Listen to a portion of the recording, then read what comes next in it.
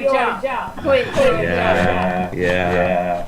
That's the only way, but it's tough, my friends, because like as I get older, I don't know about you. Nobody would say it's not tough.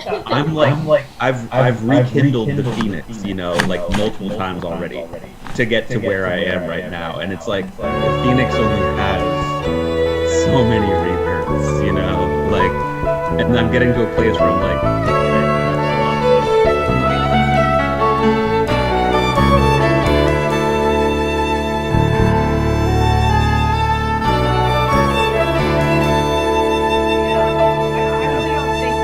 that is necessarily.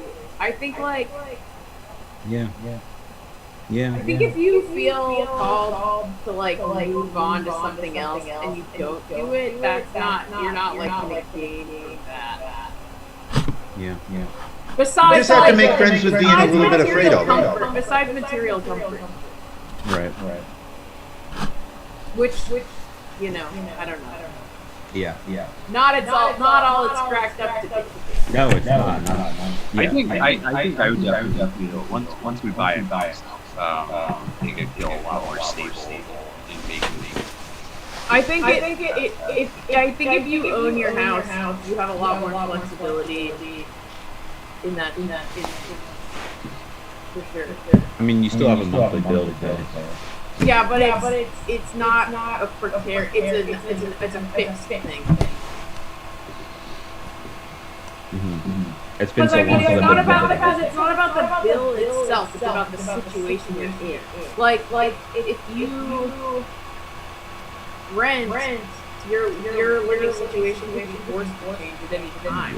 Right. You don't know. If you're in the limit of the landlord. They could raise the rent. They could sell the house, and you have to move out. Yeah, and then you gotta pull out the security deposit the first month. That happened to me and Brian. All kinds of shit like that can happen when you're at someone else's whim. I turned the internet on. Hi, internet. Thank you for turning on the internet. I love the internet. The discussion was getting interesting, so I just clicked it on. Did you roll the intro? Yes, the song has played in its entirety. I partly it's like, okay, well, I've been at this job for 10 years. I am really fucking good at it. I have sorted it out. I know all the little ins and outs.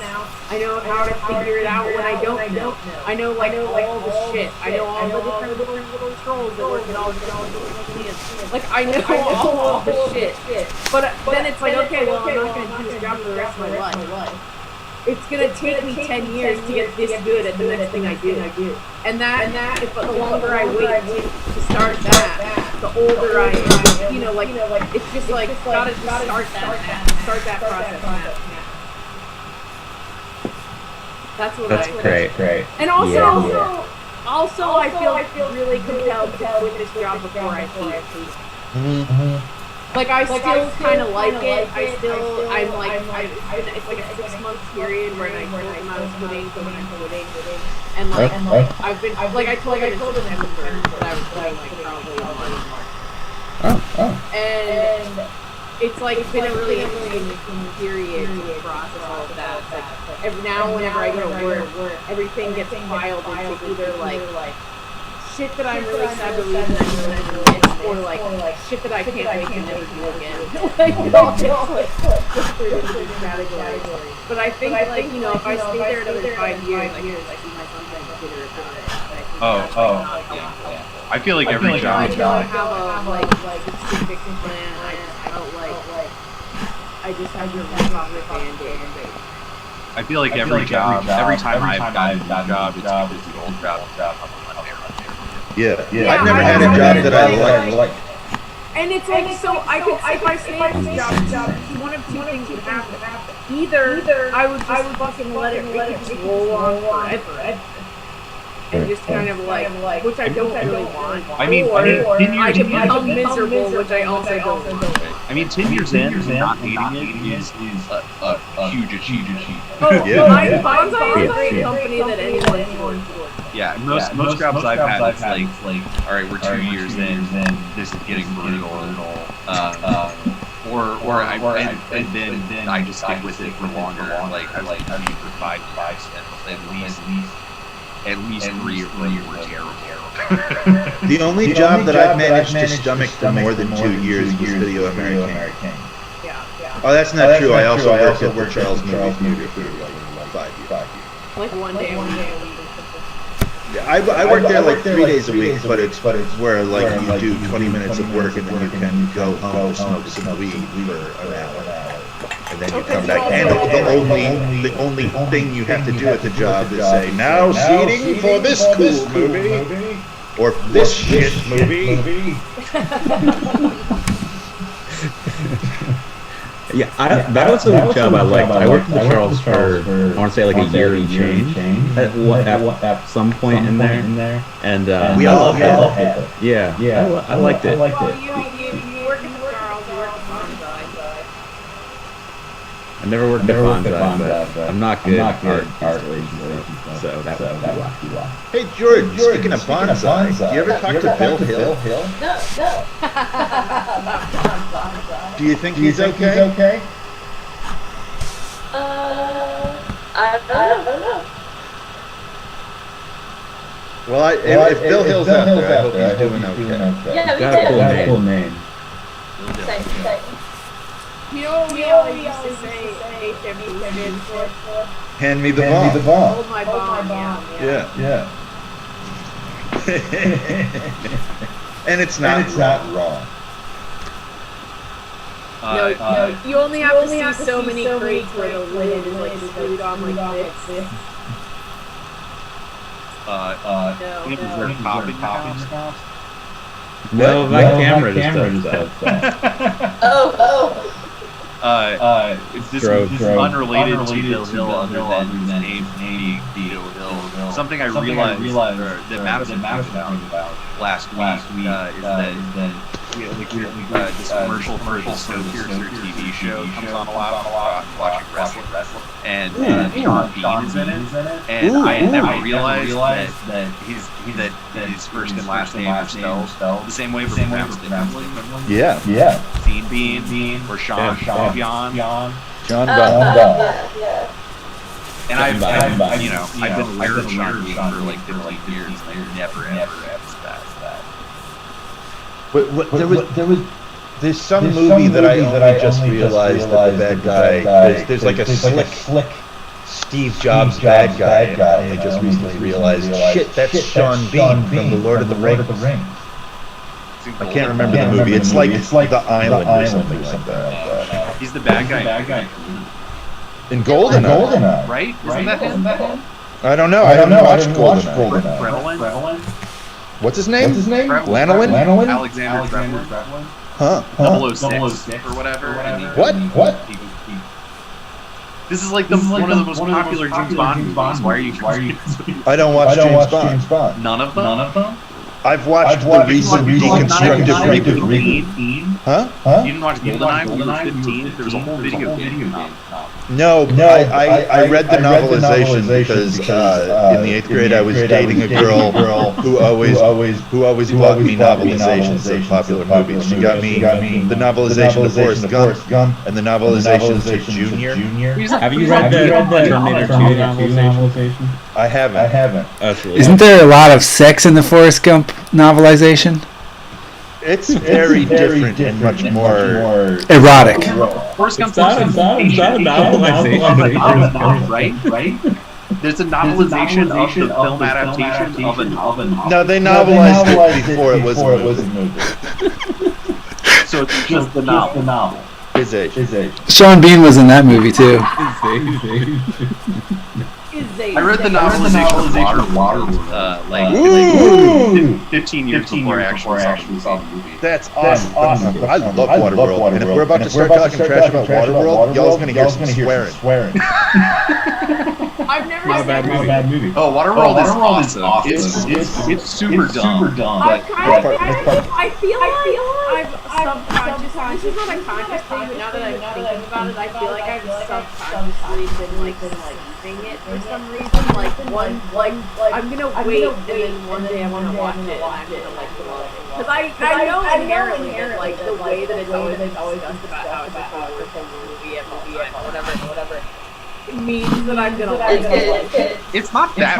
I mean, it's dumb. It's very dumb. I just remember when it cost was enormous. out. I remember way people talking about it. Yeah. Look, it was an insane amount of money. They basically white. I think people really trusted Kevin Costner at that point, so I think it was super trade. And he was writing his own checks at that point, for sure. Yeah. I want to flood a whole city to film my movie. He was like so loved and respected at that point, and immediately it was like joke, right? Am I remembering that? Yeah, well, he came out with like Dances with Wolves and Robin Hood, Prince of Thieves, and Also, I love Robin Hood, Prince of Thieves. it's a great movie. Like Kevin Costner made some really good movies, and Waterworld is not really one of them, but it is very fun. Connor, you sounded like a conehead. I'm not a conehead. I don't remember. I feel like I probably mentioned this last time we saw each other. But Penny and I rewatched that movie, and it's very good. Really? Conehead dance the fuck up. I would expect that to really not hold up and also be problematic. Opposite. It's like a woke immigration movie. Okay. Oh yeah. No, it's really good. It's a fucking good movie. I just feel it incumbent upon me to point out how much Jane Curtin rules.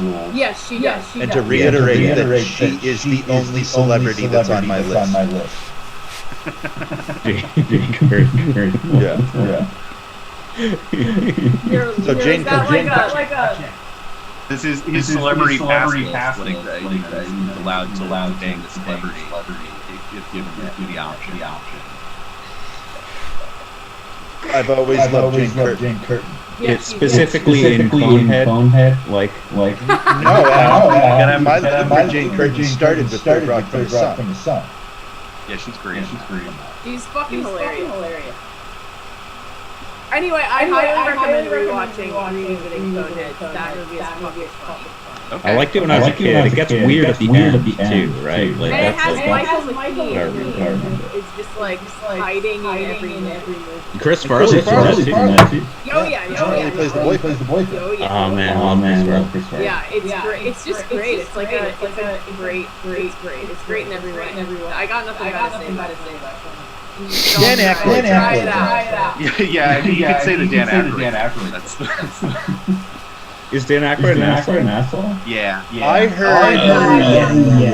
I heard that there was these two 16-year-old girls that met Dan Aykroyd, and then a little bit afterwards, Dan Aykroyd's manager came over to them and was like, "Mr. Aykroyd would like to take you to the mall." Oh no. When is this? When did I hear it? Yeah, I missed the reason. I heard it in the late aughts. Oh. When I was going to some fashionable parties. And people were talking trash on Dan Aykroyd at these fashionable parties. Yep. They had it out for Aykroyd. People will have a big long cigarette holder like, you know which Ghostbuster sucks the most? But that's the thing. Ghostbusters is like a libertarian movie. Like if you watch it, it actually has a really conservative philosophy to it. Yeah. It's interesting. Well, that's who believes in ghosts. Traditionalists. Yeah. Well, it's a good reminder that conservatives and traditionalists love fantasy. Yeah. I remember how ridiculous I thought it was when everybody was surprised that the X-Files reboot was really right-wing. I was like, X-Files has always been right-wing, it's just when you were 12 the last time. About the FBI. Yeah, exactly. Right. It's a conspiracy theory show. Yeah, it's about the government hiding. It's also I know that Tim watches Rising on the Hill. But it's funny because that's like conservatives and liberals are gonna get together and make concessions. That's the whole premise of the show. So it's funny that the conservative guy, you watch the conservative guy sit through the stories about pot legalization for the liberal girl. The liberal girl has the reciprocal thing is the liberal girl has to sit through the conservative guy's stories about UFO. And it's really funny to watch them squirm during those fun stories. What is this show? Rising on the Hill. It's a news. What's her Crystal and Cigar? Is that the guy's name? Yeah. Cigar. Crystal Ball. And Cigar and Jetty.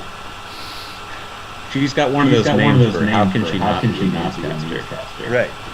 I do wish she ran for Congress in like 2000 something. And I wish that she had gotten in. Yeah. Anyway, speaking of UFOs and conspiracies, Nightside of the Long Sun, Chapter 12. What was that? You know the book. It's been so long since I read this book now. I'm like you know, Nightside of the Long Sun, it takes place on a UFO, and there's a conspiracy that in the chapters we're just about to talk about is starting to come out. To be a technical nerd about this, that FO is totally identified. yeah, it's not. Not to us. I mean, I guess it starts out that it's unidentified. Yeah, I guess they don't know that it's an FO. They just If it's flying in space with robots on it, I think it counts as a UFO. All right. That's a good question. What constitutes a UFO? It's usually like a disc. flying robot. A disc with like a bubble on top, and it goes through space, visits other planets. Some UFOs are triangle shaped and some are cigar shaped. The exceptions that prove the rule. I was thinking about this the other day. In Newsom, Sadio is the only ship. Potentially. But this is a ship in that same movie. Yeah. Okay, so Zadkiel is the only ship that can fold space and fly between the stars. This is a generation. Like this is like the only ship that can do anything that's like faster than light is Zadkiel. Because there's also like flying saucer skiffs that take you to the planet. Right. Yeah. Alright, that's all. That's how the theory goes. I don't know if it's correct. It's the same thing with that idea that there's only one electron in the universe that's rapidly traveling back and forth through time, being all the electrons. Yeah, I guess it's sort of implied that it's a ship, but it's not necessarily Right. Yeah. Because so much of Earth of the New Sun takes place in the realm of like archetypes and ideas and stuff. It's kind of inevitable that the one ship you read about is the one ship in the universe on like your experience of the text level. Right. One ship to rule, one ship to bind them. How do you think Gene feels about Lord of the Rings? This is pure speculation. That's an interesting question. Because I'm remembering I don't know if you've read Moorcock's. Moorcock's got an essay about like, or maybe it's. I don't remember. There's it's either Moorcock or it's Terry Pratchett has like an interesting essay. It's very critical. Where like it kind of compares. Now that I'm thinking about it, it's probably Terry Pratchett. He's like comparing Gandalf to Winnie the Pooh or something. That sounds more like Terry Pratchett than Moorcock to me. I think Moorcock was also pretty critical. Yeah, I could see that. I can't picture Moorcock being anything but critical of nearly anything. True. What Gene Wolfe takes from Tolkien, I feel like he also takes from C.S. Lewis. And I imagine Gene Wolfe was a great admirer of Tolkien, of both. And I think in both cases, Wolfe what am I? Wolf is like the evolution of their sort of world. I would agree with that. This time, I think within those two authors and Wolf in a way, I think there's like a yearning for hierarchy and a world where people know who they are, what they do. There's not like grappling of identity. Like Lord of the Rings doesn't really give you too complex characters. Or if they, like there's like Smeagol, Boromir, characters who evolve, but they know who they are, or they discover it. Like there's no question there. And I feel like Wolf admires this sort of conservative in a way. Yearning past time. This imagined past. I don't know if that makes a whole lot of sense. But I'll stop talking.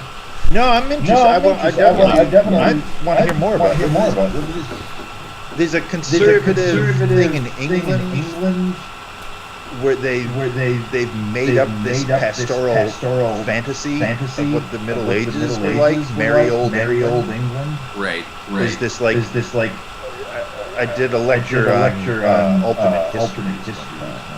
So like the whole concept, the whole Robin Hood concept is this constructed history that conservative British people made up for British pride.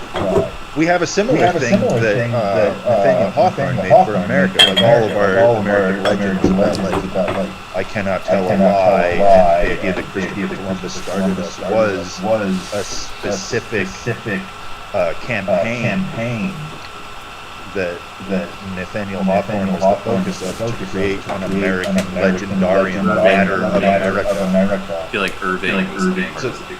Maybe that's what I'm thinking of instead of. I think it's probably more Washington Irving. I think that you're totally correct. But to create a national identity so to compete with European countries like France and England. Well, and then the idea of the Wild West really became the later version of that. Sure.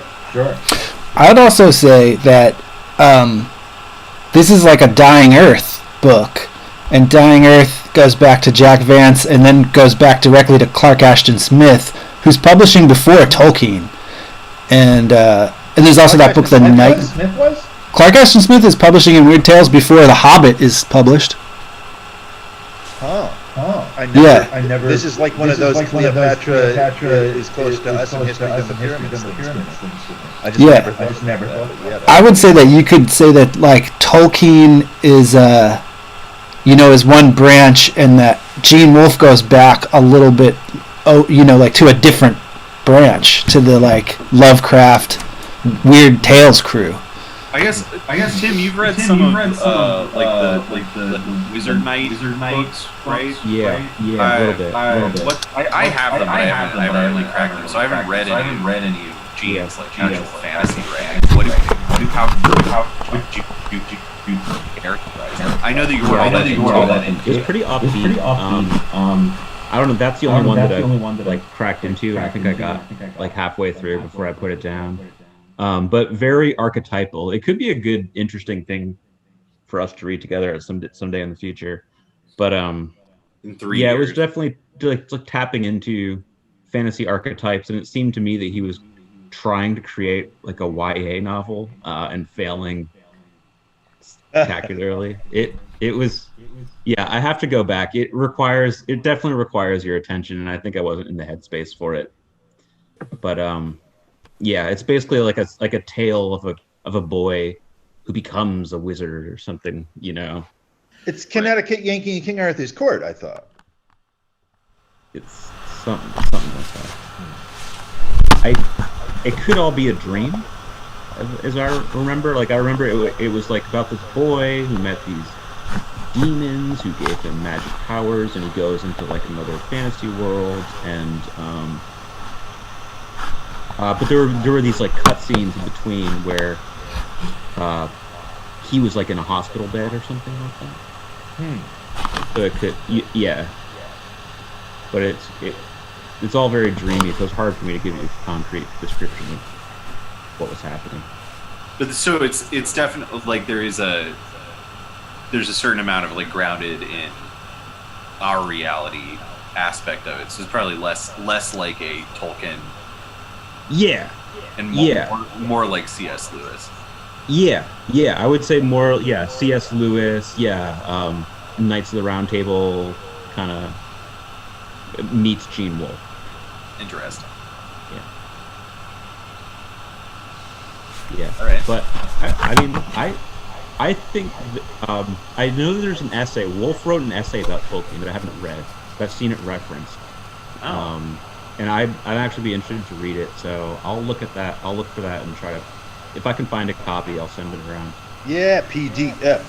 I guess on the subject of C.S. Lewis, my nephew is 11.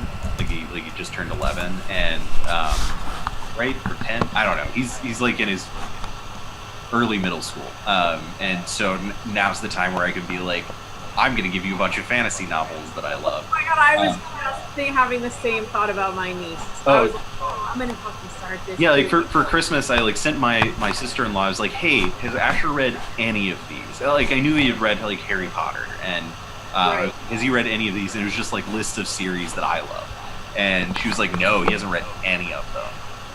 So I did. I got him the Chronicles of Narnia, and I also got him the collected Earthsea like books. There's this like really nice illustrated like omnibus of all the Earthsea books, and so those were my Christmas gifts for him, and I'm so excited. Apparently, like my sister-in-law let him open the Narnia books early, and he's already plowing through them. Nice. Awesome. Yeah, What order is he reading them in? I can't remember which edition I got him. It's probably with Magician's Nephew first. I don't really have a strong feeling of. I read Lion, the Witch, and the Wardrobe first.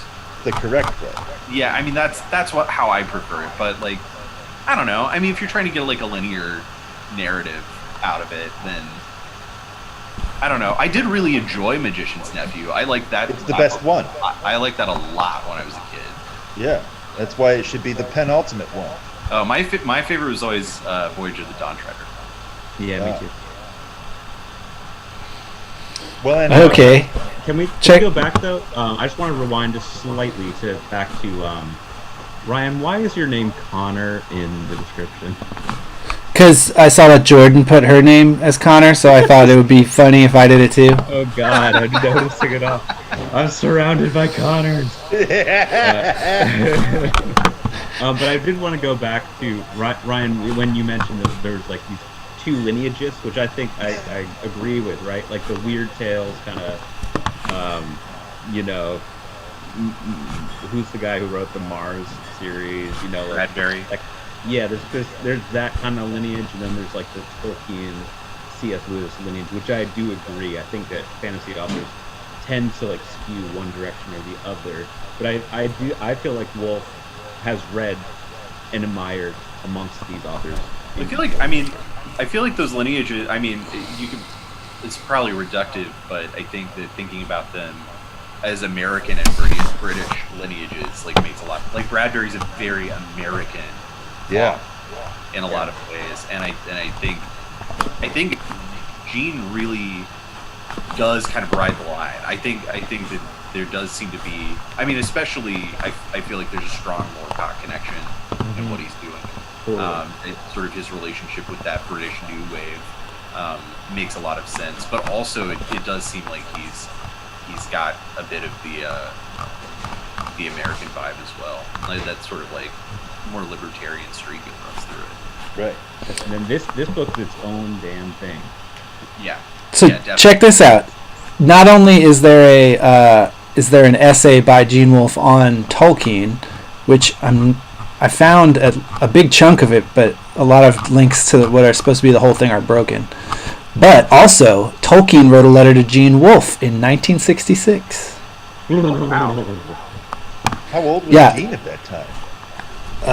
Well, some Probably like in his 20s, right? Yeah, Gene apparently this is very, I feel like, characteristic. Gene wrote him a letter. What is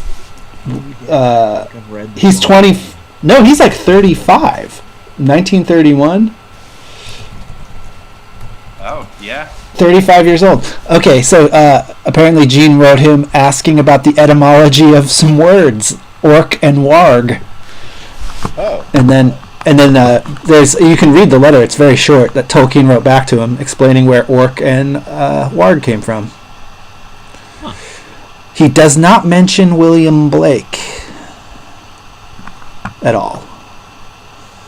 Orc and Warg came from there's a William Blake usage. Well, there's a character named Orc in William Blake's pantheon that he's always writing about, who's very important. But Tolkien doesn't come from the Song of Roland? Oh, is there an orc in Roland? Yeah, Orcus is the bad guy that's chasing them in the Song of Roland, I thought. Oh, I just remember Ganelon is the villain of. He's the traitor. Yeah, I think Orc was the Muslims. So I've read. I haven't read the Song of Roland. Oh, I've read it, and I don't remember an orc. It might be another chanson de guest you're thinking of. I don't know. By Song of Roland, you mean like child rolling to the tower? No. No, that is a reference to the Song of Roland is part of the Matter of France, like the Knights of Charlemagne stuff, and then Browning wrote his poem based off of the Song of Roland. Oh, okay. Yeah. Roland is ambushed and killed. French literature, so it's like the French Beowulf.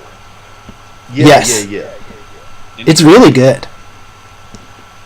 It's really neat, and the language, like the translations that I've read are really cool because they're like teetering on like caveman talk in the translations usually, which I think is really exciting. Yeah. What do you mean by caveman talk? Like oog ugh ugh? Well, French. or like they'll say. I mean, I could grab it if you wanted, but say stuff like his sword cut through his skull down to the bone. Some men were sad. like language like that. Yeah. No, I really enjoy storytelling like that. I like Beowulf for the same reason.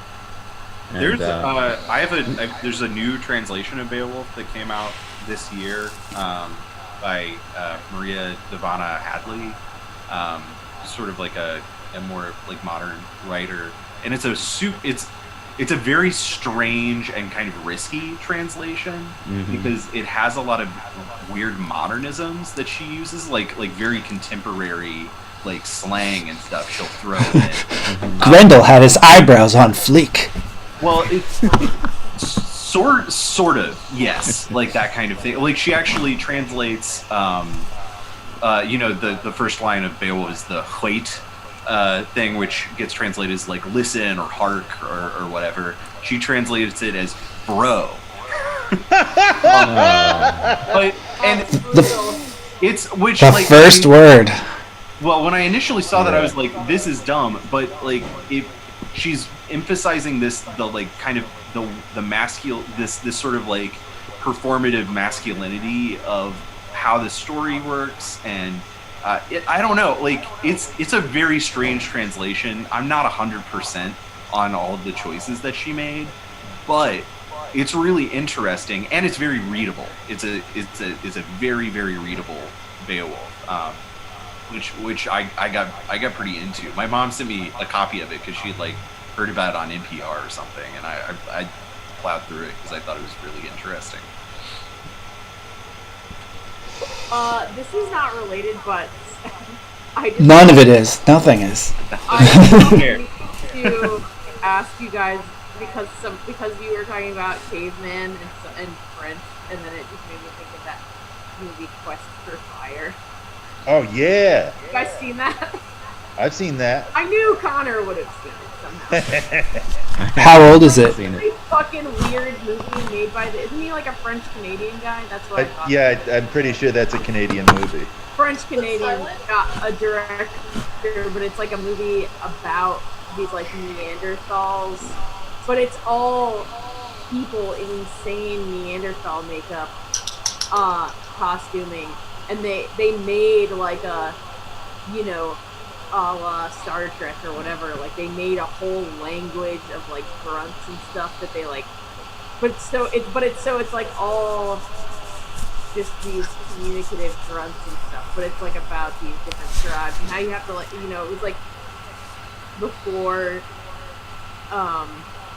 they figured out how to create fire, but they had a lot of uses for it. So like each little band of Neanderthals has like a box basically with a fire that they like keep, and they have to like keep it kindled all the time so that they can like keep the fire, but that, and so because then if it goes out they have to like steal it from another group. But it's just like a really fucking weird movie. I mean, it's so good. I love that movie. Early 80s maybe? Early 80s. Yeah. It would be my guess, like 1980-ish. I'm always very like. I mean, I recommend it just because it's like there's not another movie like it. It's just like a really weird movie. I don't know if it's Canada was like making it. It's from the same time that Canada made like the Peanut Butter Solution. If anybody's seen that movie. Oh my God, goodness! The Peanut Butter Solution is an insane movie about a boy who like runs afoul of some curse so that his hair. He wants more. He's a bald boy that wants to grow hair, and he learns about this thing you can do with peanut butter. So he puts peanut butter all over himself, and then uncontrollably grows hair. And like it shoots out of his pants legs, so now you know that he's growing pubes and stuff like that. I read the novelization of that in elementary school. A bad guy is involved in that. It's one of the craziest things I've seen in my entire life. What a premise. Is it a children's film or? It's ostensibly for children.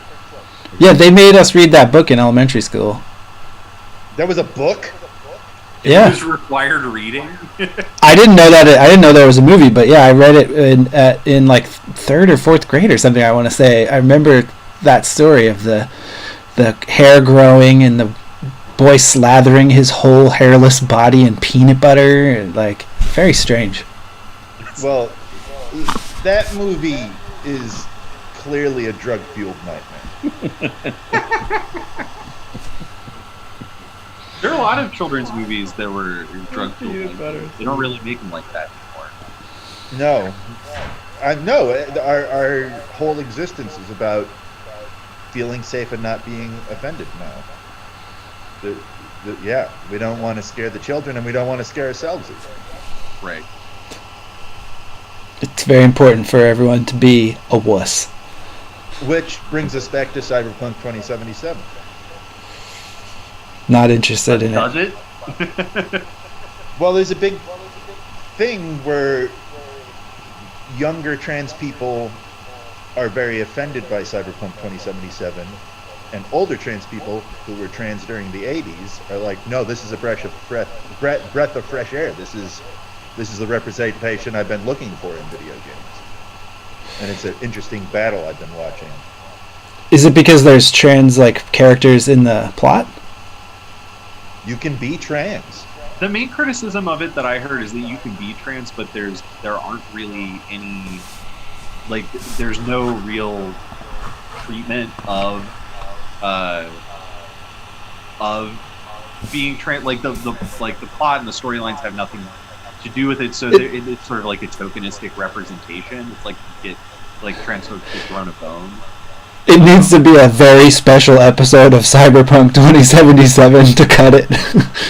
I don't know. I've read a couple of different things about it. It seems like I get where people are coming from, where it's maybe not so much that they're like super offended by it, but more just like the things that I've read are people saying I will not play this game because I'm offended by it from the outside. Well, yeah. Something that I saw that people were like legitimately offended by were that there were like really questionable ads that were in the world that were like But they're supposed to be really questionable, right? All ads inside. It's a dystopia. I don't fucking That's the game developers. I'm just reporting what they're talking about because didn't see anybody who is So the thing about like the character creation that I did see that people didn't like was that based on your genitals it picks not your genitals, based on like the sex that you pick. Because right, you can have any genitals you want no matter what body you pick, but the voice is connected to the body. You can't change that, which is ridiculous. It's not true. You can do that. Oh, okay.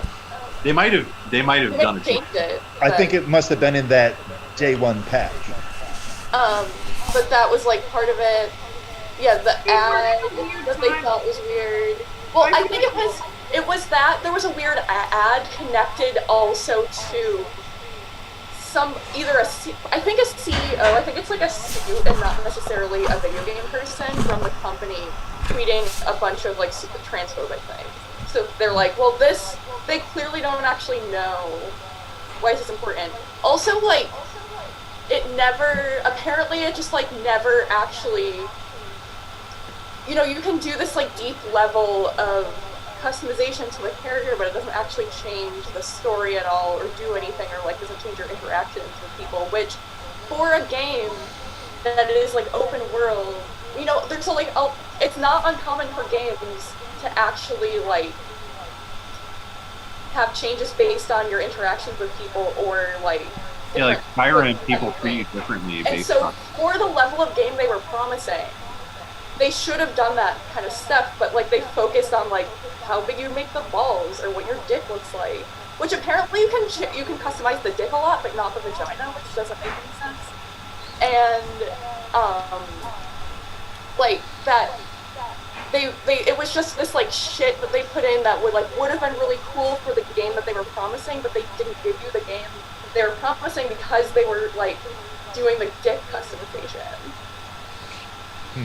It's like a AAA video game. They're not known for being subtle or insightful ever at all. It seems weird that I feel like this is like saying like, why doesn't the new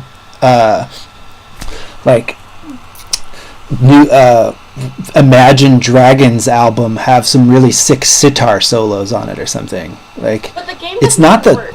That's the thing. Like, they were like, we're gonna do this like big crazy shit, and then they just didn't do it. The funniest part for me is just that the glitches that happen where the clothes don't cover the genitals, so you're just like out in the world and your dick's hanging out. Which I haven't seen that glitch yet. It's very I like, that's almost worth playing the games. Wait, Connor, are you playing it? I am playing it. What? I'm having a great time. Why doesn't the new Adam Sandler movie have references to like 18th century philosophy in it? What the fuck is going on with Adam Sandler's movie? I feel like that's ridiculous. I feel like like this is like a big budget video game. It's gonna suck. It's gonna have like horrible writing that's insulting to the people that play it. That's all big budget video games are like that. But people hang a lot of their identities on these big budget video games. And I'm not saying that they should. Fucking doofuses. It's like that's kind of what happens is that like people have been, I don't know if you've seen the screenshot of somebody who's like, I've been crying every day because this isn't the game that I've been wanting to play for 7 years. And it's like, that person sucks. Like, read the book. The reality that we've built. Read a book. This is the fucking reality that we've built. Where your reality hinges on like your consumer choices and like entertainment is all you have. It's so weird that like there's no impulse to make a correction from your own like hands. It's like you demand. It's this Karening. It's like, call the manager. This is not the salad I ordered. Bring it back with the one I thought I was getting.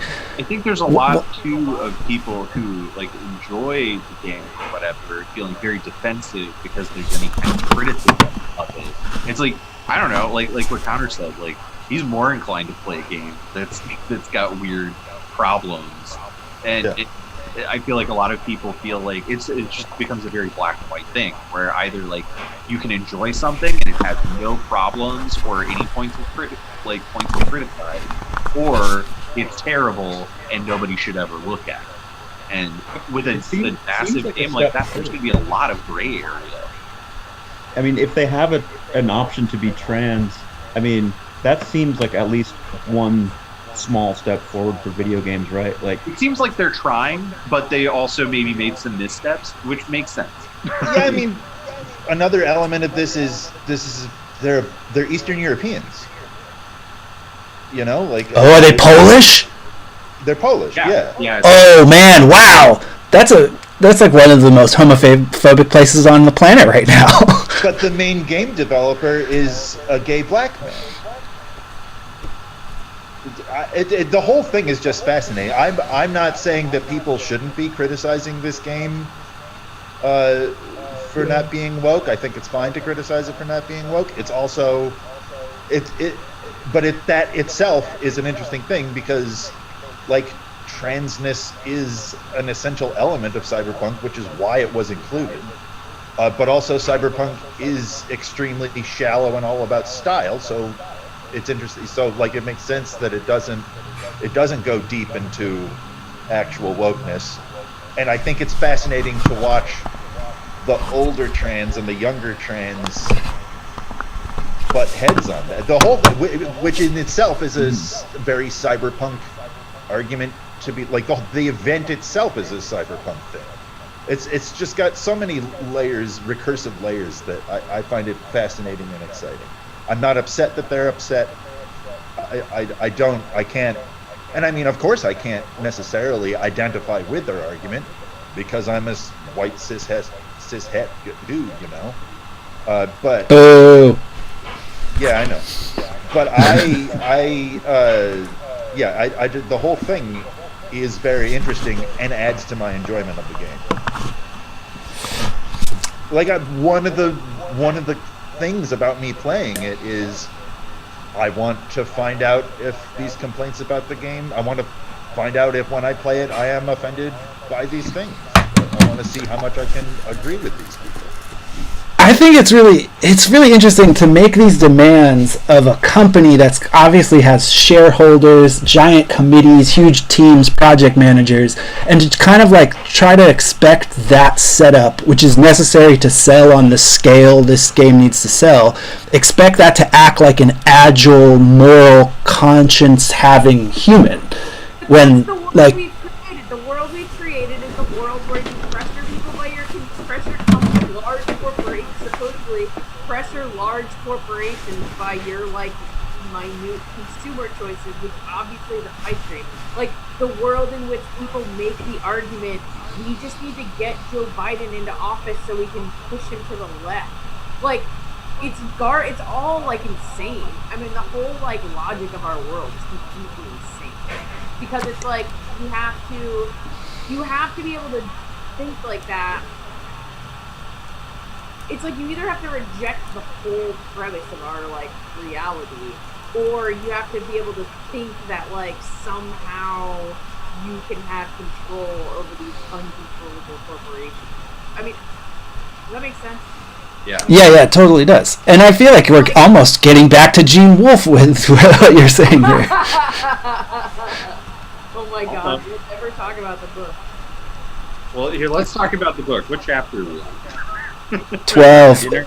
I think we're in the. Are we just after the exorcism, or are we in? I think that we started talking about Kypris, right? And her showing up. We sort of bled into chapter 12 a little. But I think we talked about Kypris. It's funny that Connor's writing a book about the female in the mythical female, because this is the Kypris chapter, so it seems like we're right in your zone. Yeah, and this kind of ties in, because I feel like Kypris and the gods are video game characters in their depictions. Like, I feel like they probably look like a character from Cyberpunk or something like that. They look like Max Headroom. Yeah. I actually kind of think that might be true. What about that thing like in Lord of the Rings where Kate Blanchett goes off? Or what? I remember there being a part of one of those Lord of the Rings movies where Kate Blanchett's character starts yelling. Oh yeah, that's one of my favorite parts. She's all serious. Wait, so You think that's what it looks like? Dinner on Off? Is that chapter 12? Yeah. That's what I say, and I don't know how much we talked about. We talked a little bit. We reviewed, like Kypris says a couple things. Like she goes into this memory of watching a mass execution out on the square, and we kind of like riffed on that for a little bit. But we didn't get too far beyond. I don't think we got past their interaction. And I don't know if we discussed the fact that she's hunted. Well, we can So, talk about it. yeah.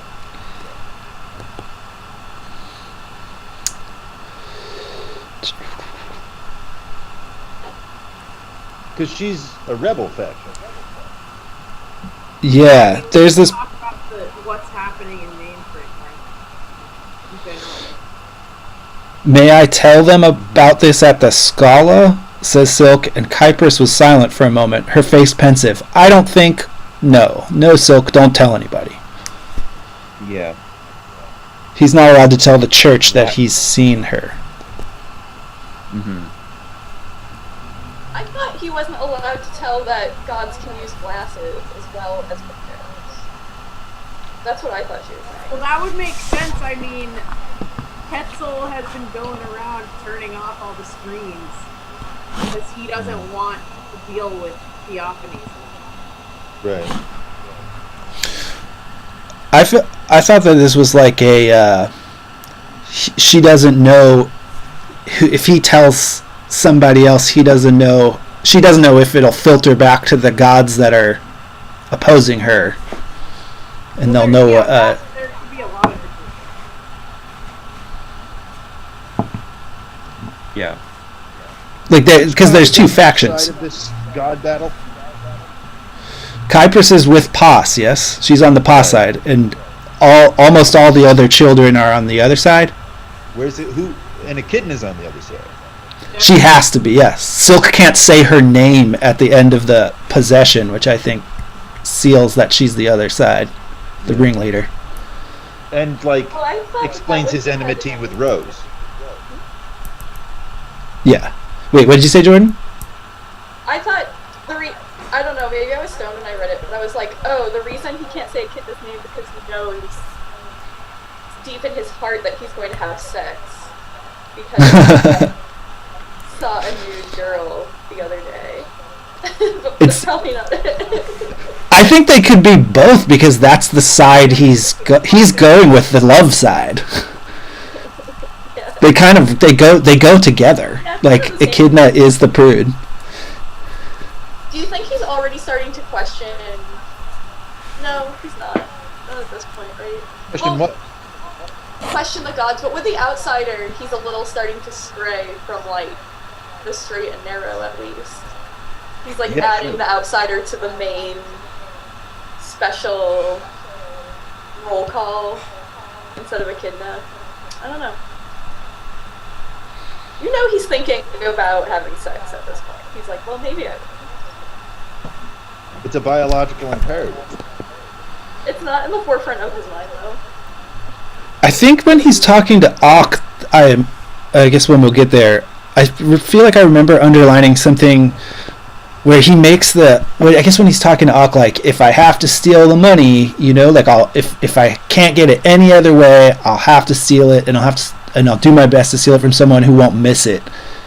And I feel like I think that's in general where Silk's going with all the rules. Is I gotta be smart about how I do this. I can't fail because I was hung up on the rule. And I feel like sex would mix in there very easily with the theft. He's I gotta do some. justifying his decisions based Yeah. He's good at backfilling the rationale. Which I think is a kind of almost like approaches a John Cage sort of system of making decisions. Like if you personify all your impulses and then make concessions to those like personifications, I feel like it's interesting because it's not as much justifying what you want to do as latching on to one impulse and just riding with it without like analyzing it too much.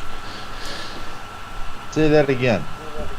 Okay, it's weird because he does justify things really like constantly, but I don't read it as rationalizations. I almost read it as like he's got a system for going with his instincts, like a system that allows him to just go with an impulse because he locates it in a god, and there's multiple gods, so you're going to have different impulses that you got to follow at different times. Like it's weird because it's very thinky, but it's the ego part is out of it. So it's also to me strikes a little like I Ching, like this is the symbol I have now, so I'm making my decision based on this symbol that came up. You know what I mean? Like he does that with his own impulses. I mean, It's an interpretation. yeah. I mean, I think you could argue that it's that, but you could also argue that this is also that he is rationalizing, like he's rationalizing his own impulse by finding a symbol or a divine message that reinforces it. I think both are kind of right. I mean, also since Warren is writing this, then it could be Warren kind of trying to put a purer spin on whatever Silk is doing. True. John Ratar is in the comments, has said, I think Silk is supposed to be a lot of Wolfe making a character who is as innocent as a dove and as wise as a serpent, and how this is an impossibility.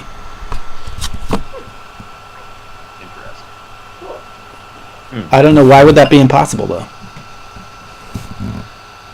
Well, if I may for a second, and pardon my philosophy, wisdom is the opposite of innocence. Innocence relies on ignorance, and we can look at if we just bust innocence down to have you had sex or not, and then look at the biblical language of to know someone, like experience breeds wisdom and negates it. Yeah, it's the tree of knowledge of good and evil. Exactly. Is the end of it. And I mean, and I don't know, I totally think that argument, I feel like that's something we've been saying the whole time. I think that's what Horn is doing. This is a boyhood ideal of a hero that is both pure, but experienced and wise, and that can exist. And as we're reading it, I think that we're finding that, like, oh, this is clearly not.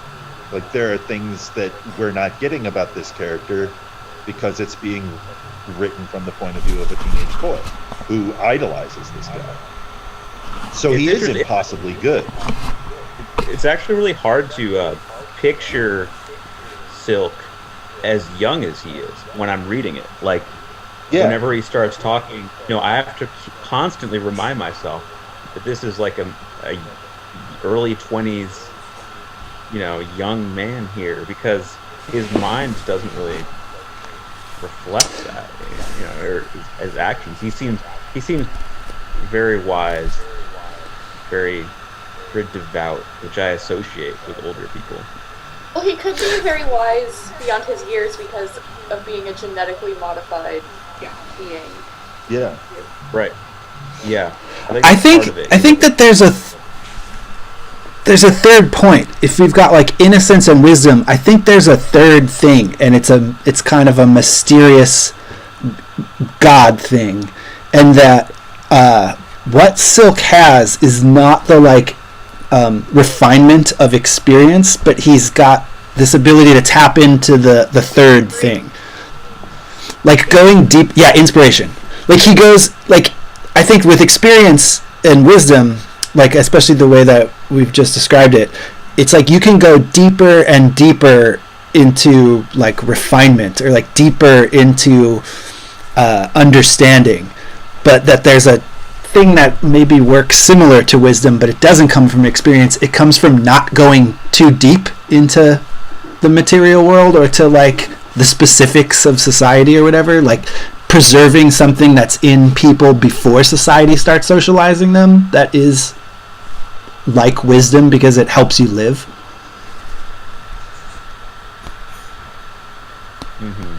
I don't know how to extract that from experience. Like that because it's an experience. Because it's something that's in you. I guess like I feel that maybe there's impulses that God has put, or whoever, like people naturally come with a certain set of impulses that are good and will help you, but that aren't logic, aren't reason. They're not like a series of conclusions you make. Rather, there's something that happens when you get out of your own way. And that like gods and fantasy are a way of like staying in touch with that while you are inevitably socialized deeper and deeper over time. Yeah, that there's something good and like holy about people, because it doesn't really it's not a function of wisdom, or it's not a function of like thinking or analysis or experience. It's something that's just in people that helps them live, that's good for them. And that like those things are hard to hold on to as you are forced to like deal with the imperfect real world. And Silk's wisdom isn't from experience, it's from holding on to this shit that other people let go of. Yeah, and that's where I think the character becomes unreal and is a fabric, and it becomes evident that it's a fabric, and that's when you can see the strings on the puppet. Like that doesn't exist. Yeah, I think.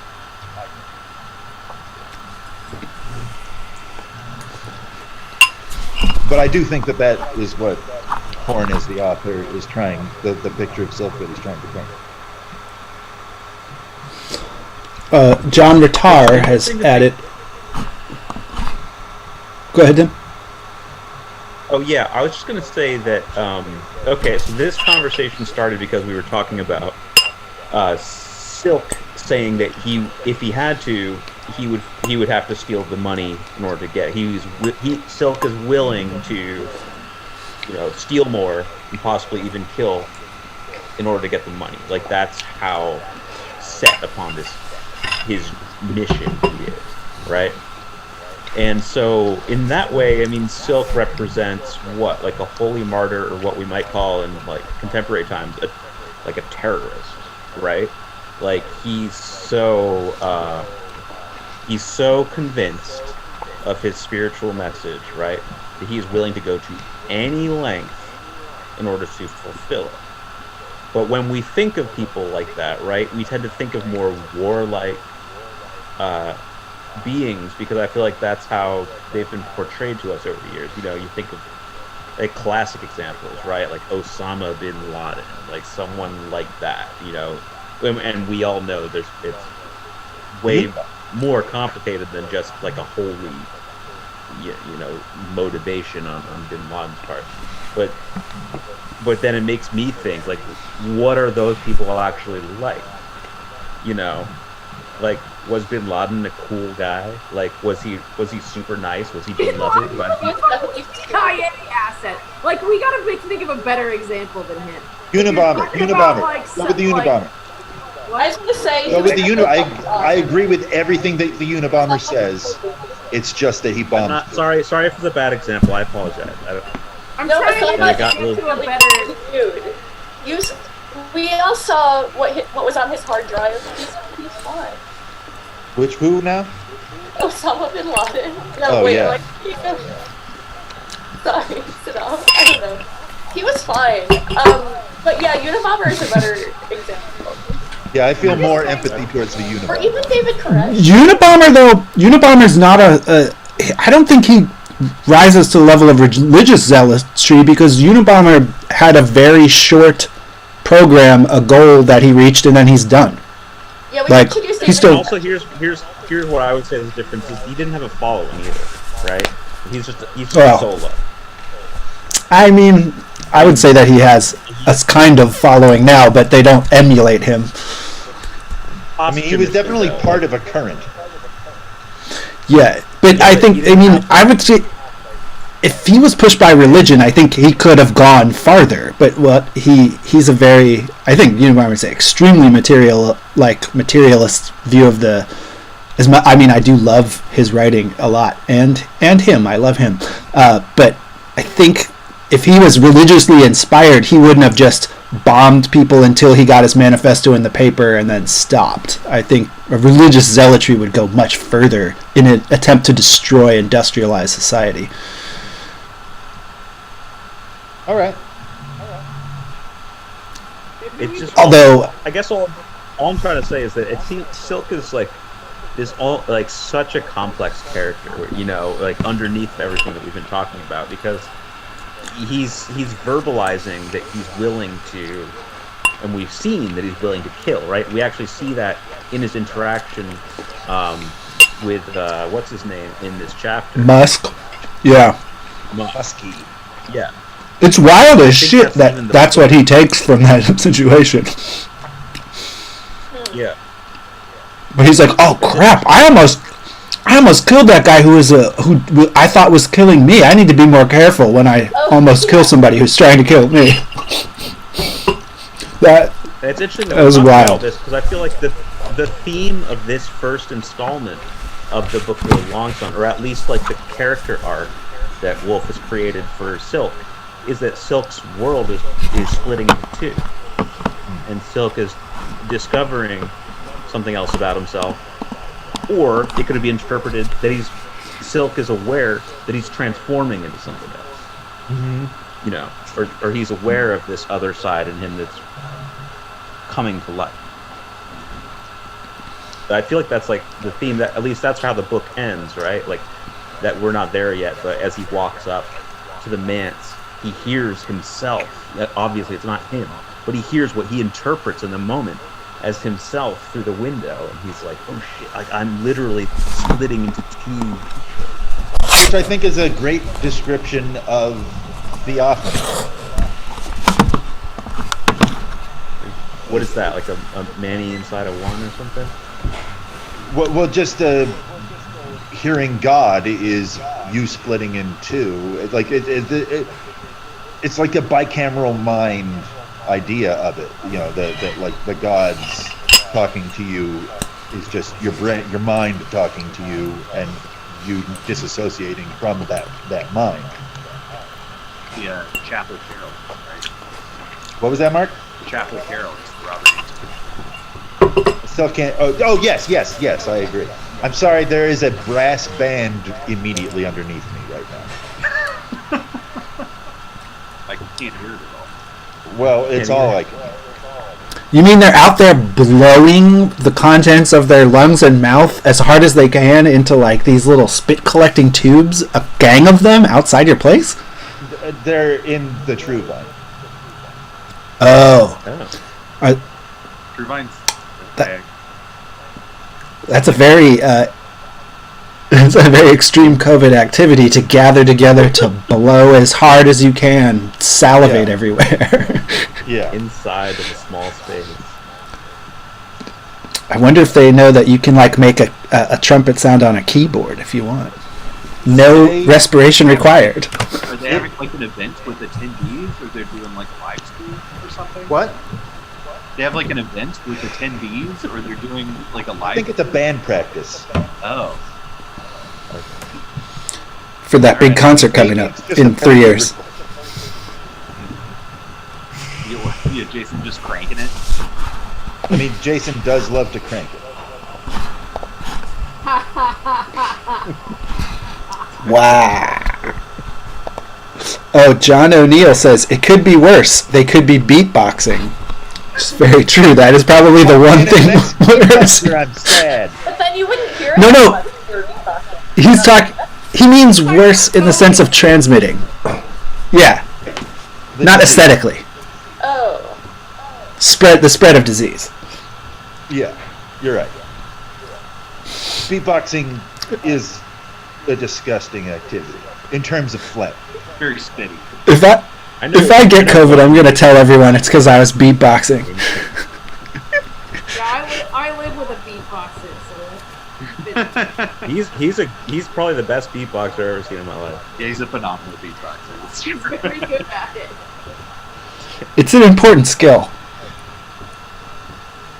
But it is also dangerous today, and I think we should warn all our viewers not to try it now. Wait 2 years before you start beatboxing. In the comfort of your own home. Yeah, spit all over your own shit. Yeah. Not till spring. Kenny Not till does spring. beatbox while pooping on a regular basis. Does he incorporate any of the sound, like the full body? No, I don't. Is it polyphonic? That would be some next level shit. Next level shit. Yeah, exactly. God, we are circling the drain today, huh? Yeah. Fine. Everybody, I lost my book because it was on my leg. Like I could only feel the book, I couldn't see it. So never mind. This isn't. Never mind. Okay. Wow. Here we are. Time's getting weirder and weirder, and it's just a thing that we're all going to have to deal with. And it comes out of me like that. I think that's the root of my frustration right now is that it's clear we need to like step back from our normal experience of time, but there's no help for that. I feel like everywhere I turn outside of my household or my immediate circle of friends, the message is like, it feels like there's technical difficulties at the show is the way my society is treating me right now, of being like, just hold on, the show will be back in a second, we're just having some TDs, we're going to fix this thing. And so, rather than have a new experience of time that fits the timeline of this pathogen, instead I'm just waiting for human timeline to resume, and that feels frustrating to me because it's not what I want to do. Think about how much investment was put into like training everyone to be on this version of time we're on now. Like getting everyone off of the farm and into the factory, like the fucking sheer effort that was expended to like make people slaves to the punch clock. You can't let that be undone. You know what I mean? You have to like hold on to that at all times. Mm-hmm. We put so much effort into it. Time is money. That's exactly what I'm saying. But Well, it's like until it's resolved how to like keep what the next like version of that is, where it doesn't but they haven't figured out what the next version is yet, so they have to keep because they don't want anything different. They're making so much money on the way it is, nothing can change, and it's impossible until they figure out the next way where they can make more money. Like, but they just have to again. So we have to stay in a holding. But this goes back to our conversation about working jobs from earlier, and I feel like the idea is this: people should just work less. Yeah. 10 to 20 hours.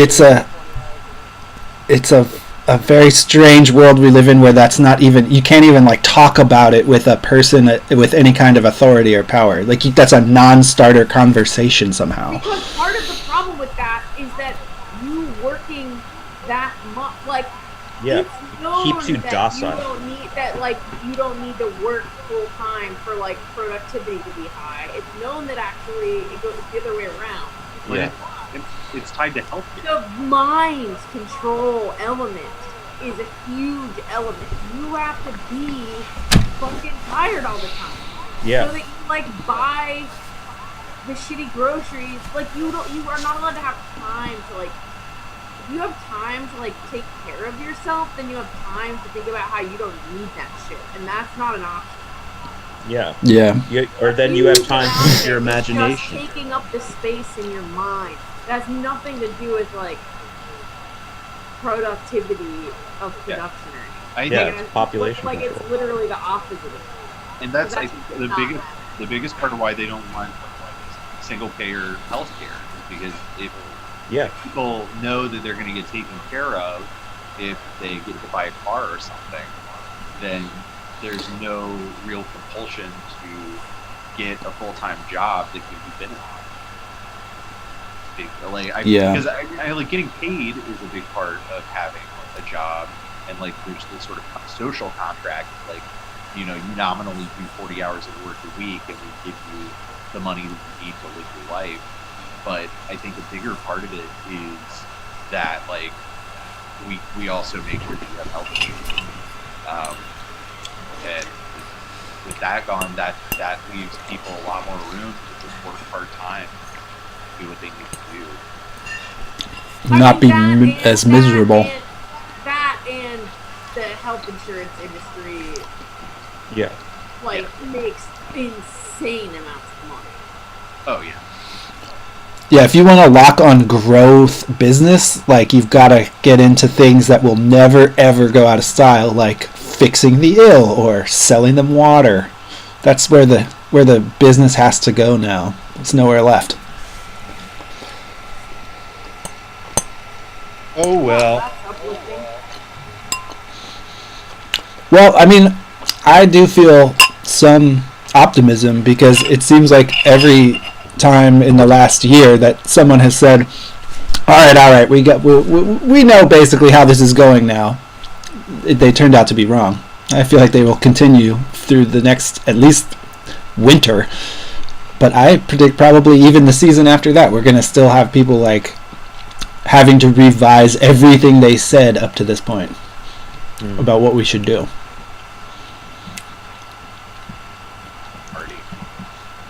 I mean, how much? It's only like what, 4 weeks after Thanksgiving now. We haven't even seen all that Thanksgiving COVID yet. I don't think we've seen the tip of the iceberg with the Thanksgiving stuff. Well, Yeah. 4 weeks. Coming week. Start like how many? It's going to be the same people who did Thanksgiving who did Christmas too. So like if they didn't get them the first pass. I think there'll be more because people are like, if I get it, I'll just pop that vaccine and I'll be fine. I think a lot of people think that's how it works. That if I end up getting it at Christmas, it doesn't matter because the vaccine's out. That'll cure me. Cure it, yeah. Right. So that's what vaccines.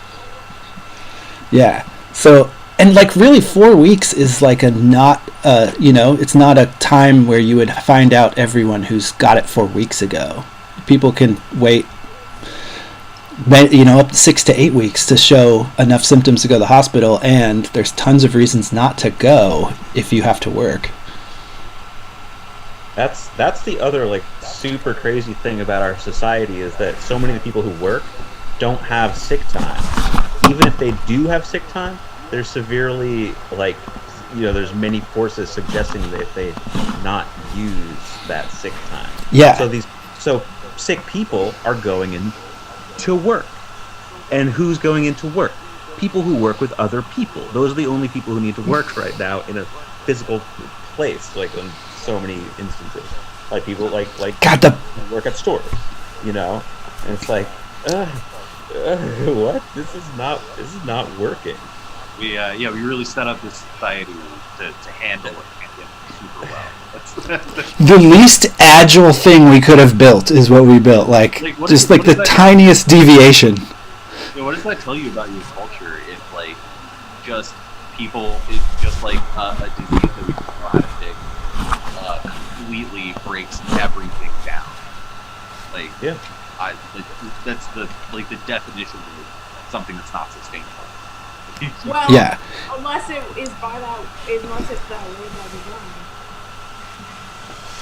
I mean, I think it's that way because it's very convenient for it to not be. Right. I think that sustainability is inconvenient and expensive, at least in a short-term sense.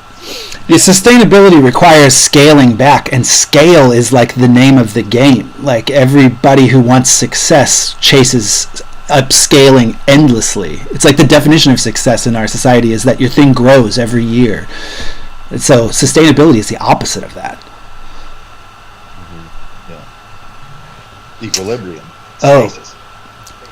Yeah, I feel like this kind of goes back to the cyberpunk thing. It's like you can't have what you want on any scale, and the larger it gets, the harder it is for you to have what you want. So the thing you should be asking for is not like the people at the big end of the scale to listen to you. You should go to the small end of the scale where you can get what you want and focus your attention and money and everything there. Or stop wanting. Buddhism.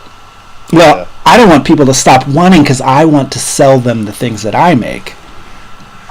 I'm trying to make them things that will stop them from wanting. Oh, I want them to want what I make and to feel so satisfied that they don't want anything else. Like a delicious hot loaf of bread with some butter. Like a hot pocket. Yeah, the Hot Pocket definitely makes me feel like I never need to eat again. My hot pocket will not contain processed ingredients. All the ingredients will be raw.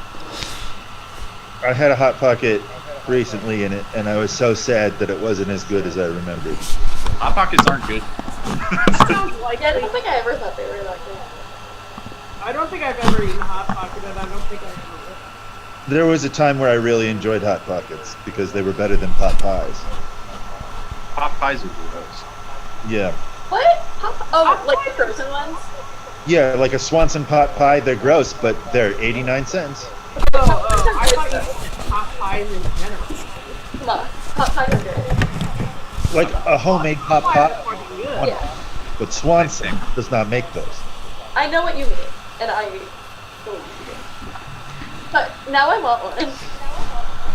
They make me miss my dad because that's what we had for dinner when my mom was gone. Oh. That or pancakes. Kenny and I have been on a fish stick thing recently. Hey, you do some fish sticks with like some steamed broccoli. Pretty good. Alright. Good dinner. Easy. Dinner on Auk. Yeah, should we talk about that? Yeah. Fish sticks? We got like an hour.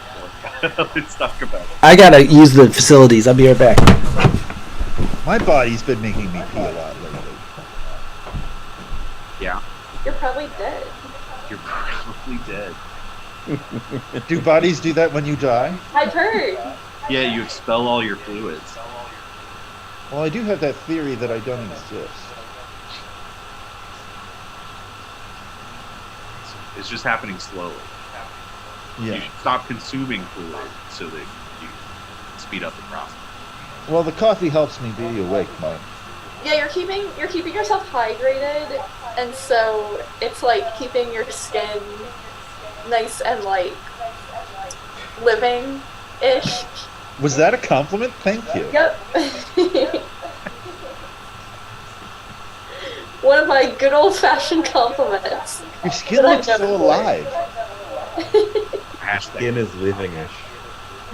You really don't look dead right now. No, you look pretty alive. It's the water. I'm telling you, water.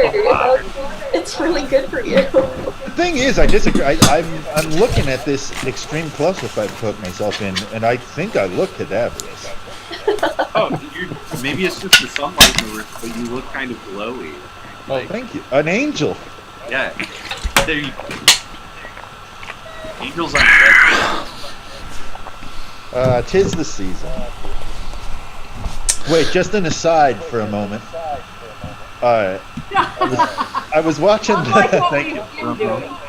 I was watching the Hallmark Channel Christmas marathon, and they put up a consolatory Hanukkah movie, which I was excited about, called like Lights Love Hanukkah or something like that.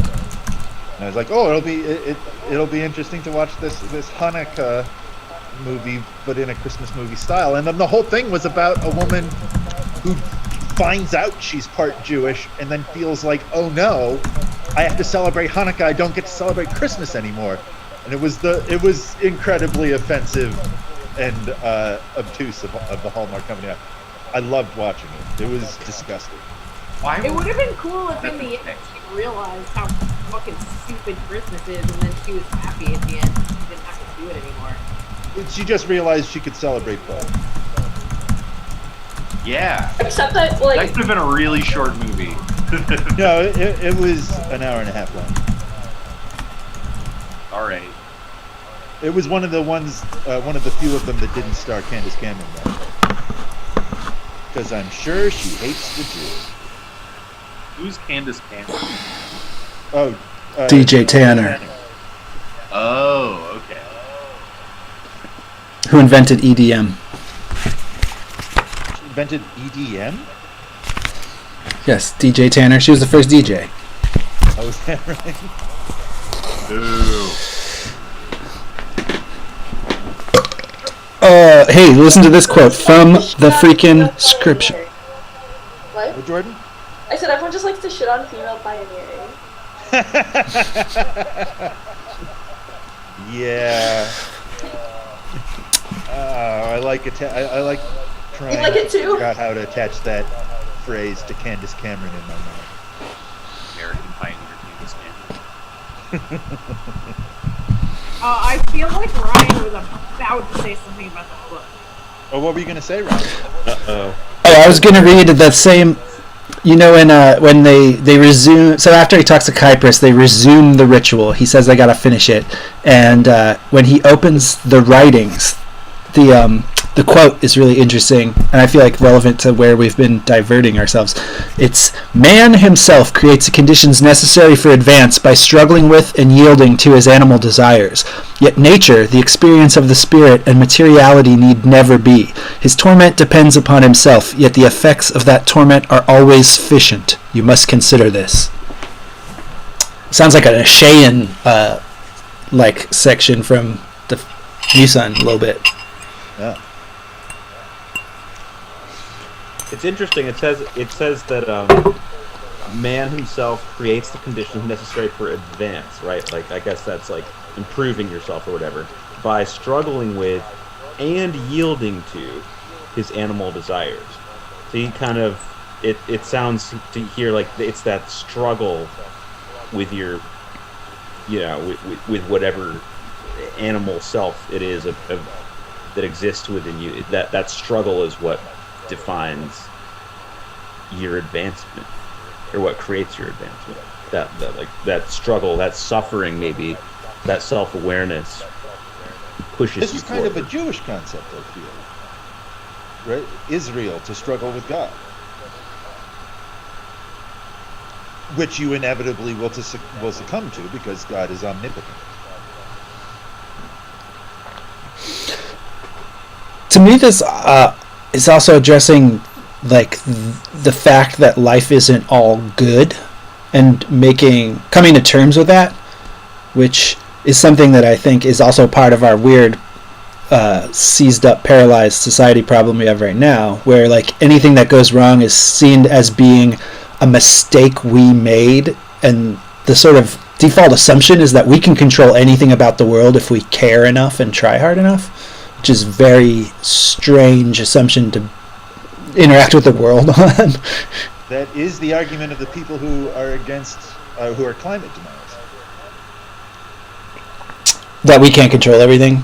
That, like, it's ridiculous to think that we can control the climate at all. That's their I think it's argument. about control. Huh? Or affect it. Yeah. Well, okay, so when I hear them arguing that, I don't hear them saying we didn't start the fire. What I hear them saying is it's ridiculous to think that we can stop that fire. It's always been burning since the world's been turning. Isn't that how the song goes? I think they're usually saying both. Like, this is a thing larger than us. We didn't make it happen, and we can't stop it. I mean, I think it's possible. I think it's very reasonable to say we did play the lion's share part of bringing it about, but that doesn't mean we can undo it. We're not omnipotent. Like, Yeah, I think it's becoming. the idea. There was a point where we maybe could have undid it, and we have passed that. And also, we have no evidence of any capability or willingness or interest in our society of walking anything back. Nothing. We've never seen anything walked back because it was like it turned out to be. Yeah, no one's ever said, we did get some good things out of this, but there were too many bad. Let's just let's give up the good things so we don't have the bad things. That's like an unheard of line of thought as far as our collective discussions go. I'm not sure how possible it is to do that. Like, even if we wanted to. You know what I mean? I mean, I think it's at this size we can't do it. If we didn't have to have like the biggest possible organizations controlling the most amount of people, I think it would be a different story about whether you could walk back technology or whatever. So if we went back in time and changed how people, if we just changed the course of history, like that's, yeah. No. If we just said, okay, the latest technological development was not good. We went down the wrong road. We have to go back. Like, we don't need faster phones. Like, we need something. Like, I'm not saying go back in time. I'm just saying, like, to make an advance or like an invention and then say, that was more trouble than it was worth. It did make some things convenient, but it also brought a shitload of new problems. So we're not going to be that advanced. I think maybe nuclear power is like the one thing where like humanity's I mean, and it's still a struggle. Like, that's still not. It's not gone. It's not like we just decided we weren't going to do it anymore. I think we're still trying to figure it out. But I think generally, it was one of those things where we're like, we've got this awesome thing. Let's use it all the time. And, damn the result. It's like, it is a psycho behavior to think that every new thing that's invented is an improvement. But that is exactly how, like, the culture treats it. Like, there can only ever be progress. Anything we invent that takes gets any kind of traction with the crowd is obviously good. I mean, that's insane. That includes I think that's true. And that includes like insanely harmful chemicals.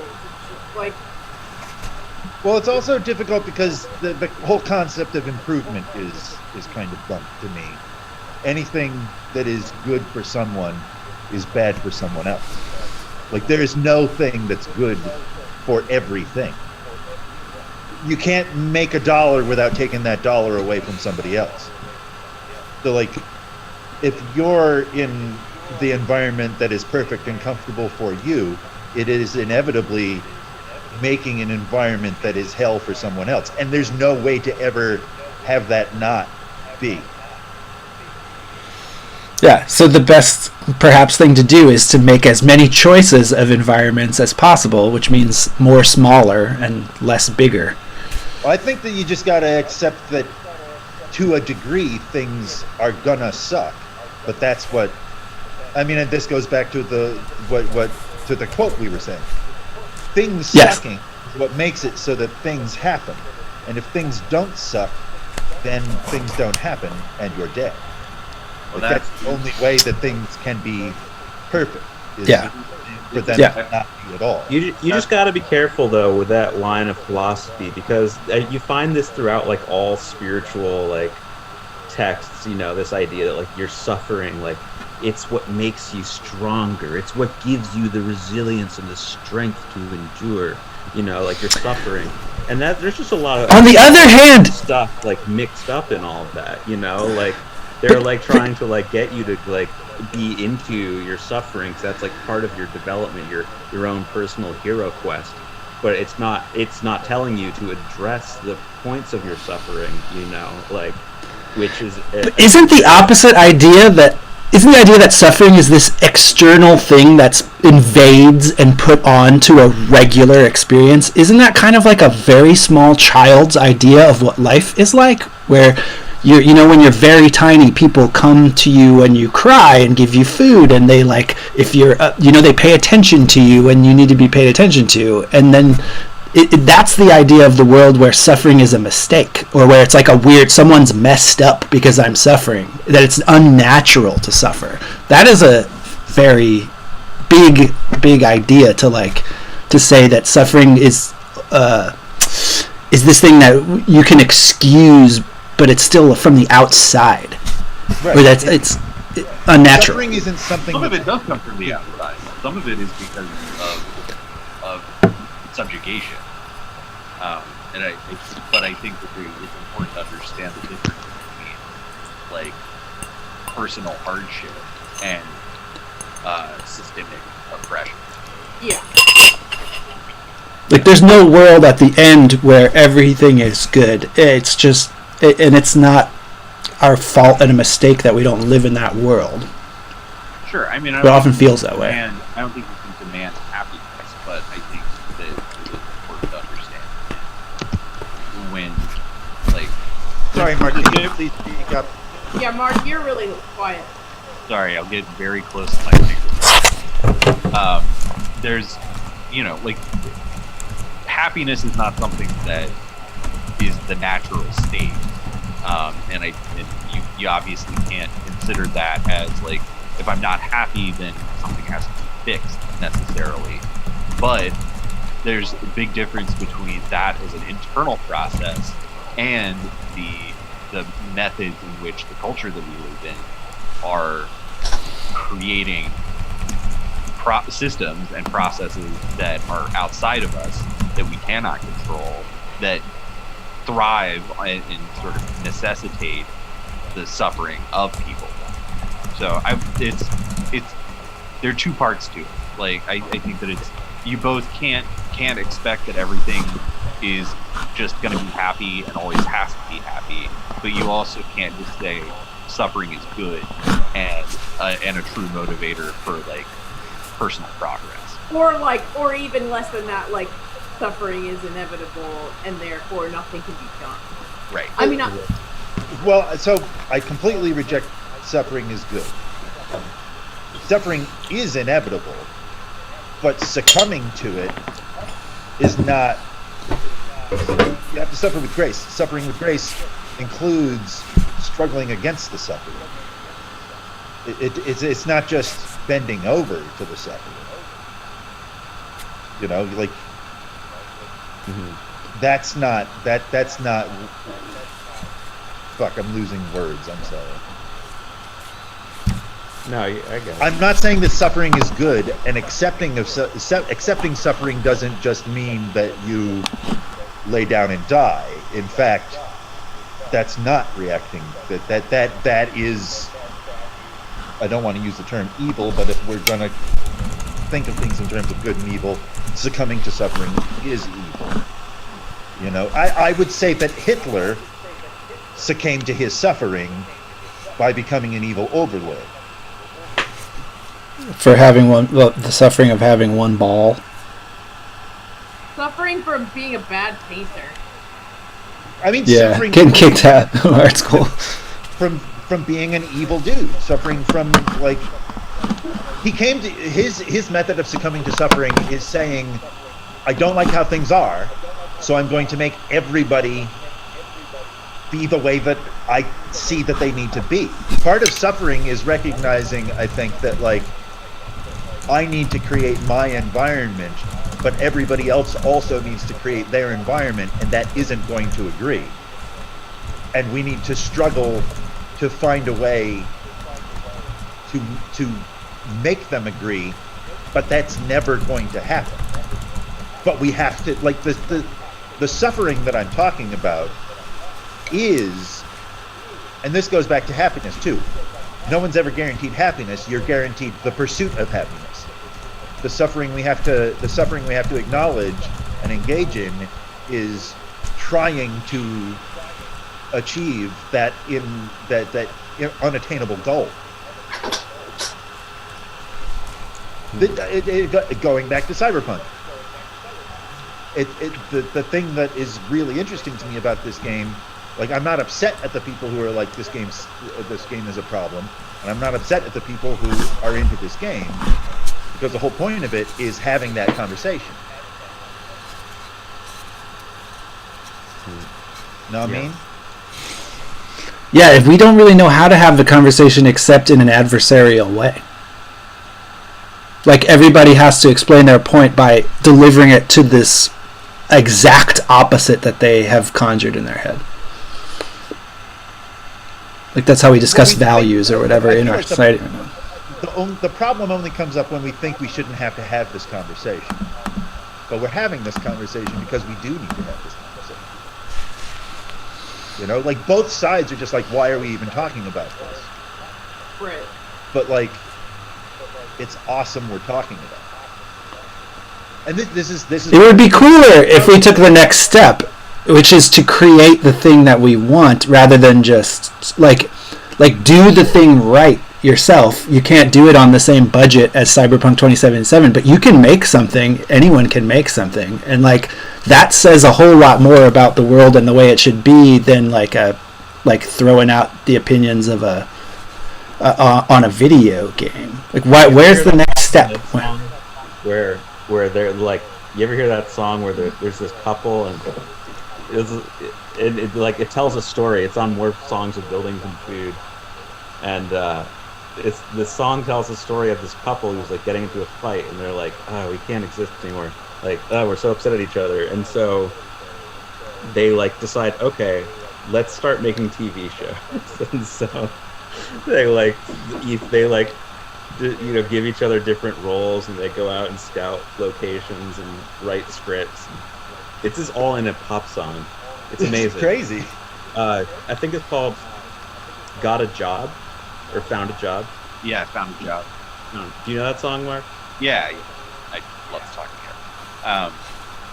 Yeah. I mean, well, that's the thing is that like cyberpunk and like genre fiction, and like it works best when it's just a book, because that can just be one person making it and creating the exact thing that arguably creating the exact thing that they want.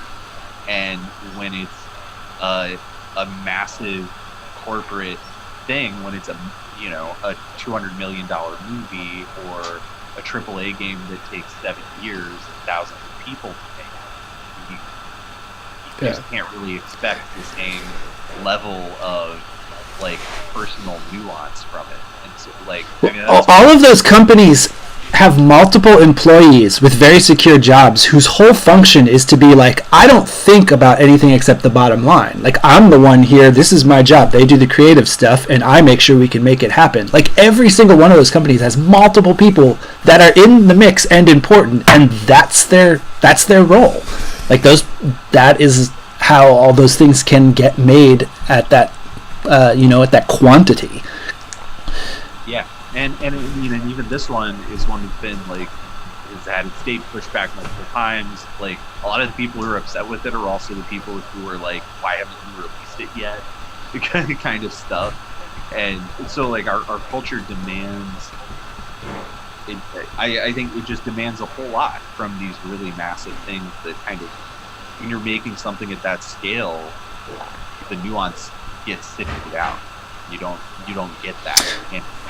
And so you should, like, if that's what you really want out of a piece of entertainment, you should just read a book. Or you should write a book. Write a book. I want to read it. And cannot be objectively, universally accepted. Mm-hmm. Right. And that is what is good about it. Like, if you try to make a genre piece universally loved, you will fail. You will lose what's good about that genre thing, because it is genre. It is this, not that. Yeah. And if you try to make it this and that, it will cease to be this or that. Yeah, it's necessarily kind of transgressive in one way. Like, you're transgressing upon reality by just making up something that isn't real. Right. I mean, non-fantasy will not like fantasy. People who hate science fiction won't like science fiction. Like, that, you can't make a sci-fi thing that a person who hates sci-fi will like. Then the only way you can do it is to have it not be sci-fi. Or maybe help people realize that they don't actually hate sci-fi. Right, except that a person who hates sci-fi, by definition, hates sci-fi. Sort of. This is the most horribly bullshit philosophy conversation we've had. I mean, it's kind of, yeah, maybe. One of my favorite rap of the chair scene. I feel like most people Well, put like a blanket statement like I don't like sci-fi are wrong. Like they're fundamentally telling themselves a lie, because there's a very good chance that there is a science fiction book out there for them, a thing that they will like. Or there are plenty of people who are like, oh, I don't like anime, but then they really like, you know, Spirited Away or something. Like there like even within genres, there's such a massive amount of variation that it's really impossible to say I don't like X, because X is just such a massive thing. I don't know. my favorite rap writer, Nas, has talked about Metacritic culture, which is like this idea that he has that now nobody has time for anything but the best of the best, and they want everything that they consume to be those like green number best, why waste my time with anything else cultural productions, which is, you know, it's like a whole different genre of art. It's like you can't necessarily, I guess this goes into what you're saying with like science fiction, like you can't necessarily make the best thing for everyone out of anything. That's why You've got to try to make the best thing for everyone. There's a whole like subgenre of filmmaking called Oscar bait, you know. Right. there is, And it's problematic. That's the person who is that is Harvey Weinstein. It inevitably leads to control and rape. Yeah. I mean, you gotta let stuff be bad sometimes, because it's not going to be bad for everybody. Waterworld is like sort of in like an objective critical sense not a good movie, but do I love it? Yes, absolutely.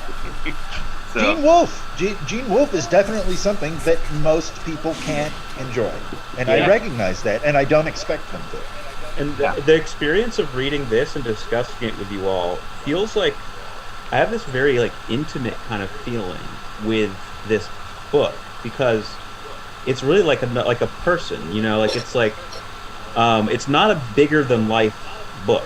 Like no one's heard of this book, you know, besides like our small circle and other small circles. No one reads this. You know, you're not tapping into the zeitgeist by any means, but you just have this object, and it's this object that, and I realize this the more I write as a writer, which is can be very solitary. You know, you're just sort of putting your weird ideas onto paper. It feels very futile in a way, but like, you know, that object here is a conversation between the person Gene Wolfe. You know, this thing hasn't turned into a bigger thing in any way, and it's also a very unexplored book, relatively speaking, you know, from like what it means, what's happening.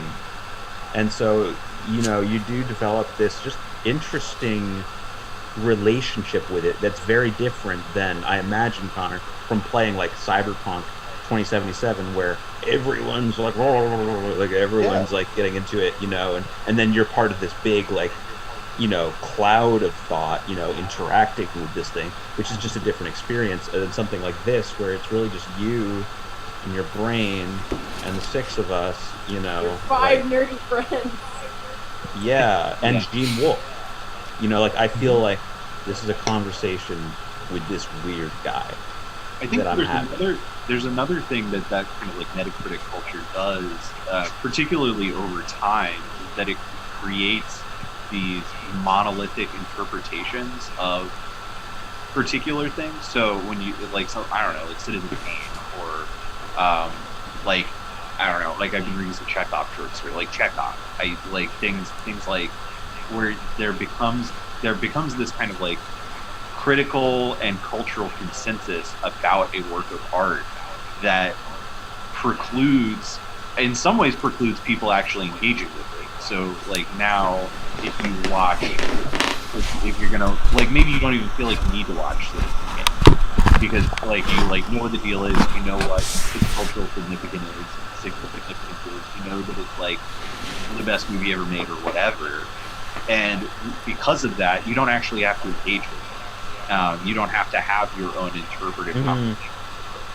Or when you do, you aren't allowed to only engage with it. You have to also engage with all of the shit about it. Yeah. Like the two sides. It's the other. That's the other.